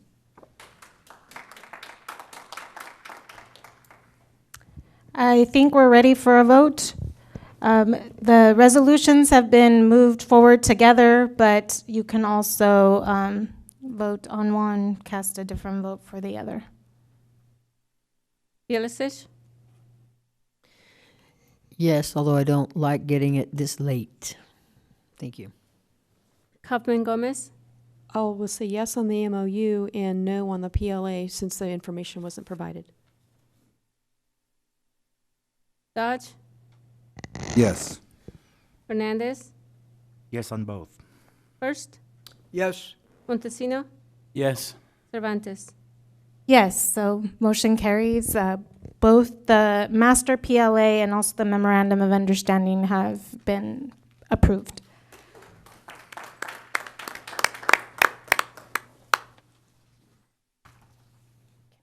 Madam Mayor, I would assume that a date will be set aside when Mr. Palacios and myself could put the final signatures on this, or so. They will be in touch when to set that up. Okay, thank you very much. Thank you. Thank you. Thank you. Seeing no emergency items added to the agenda, item 10.2 is informational. There's a report of disbursements as well as miscellaneous documents. If there is not any discussion on item 10.2, we shall adjourn tonight's meeting.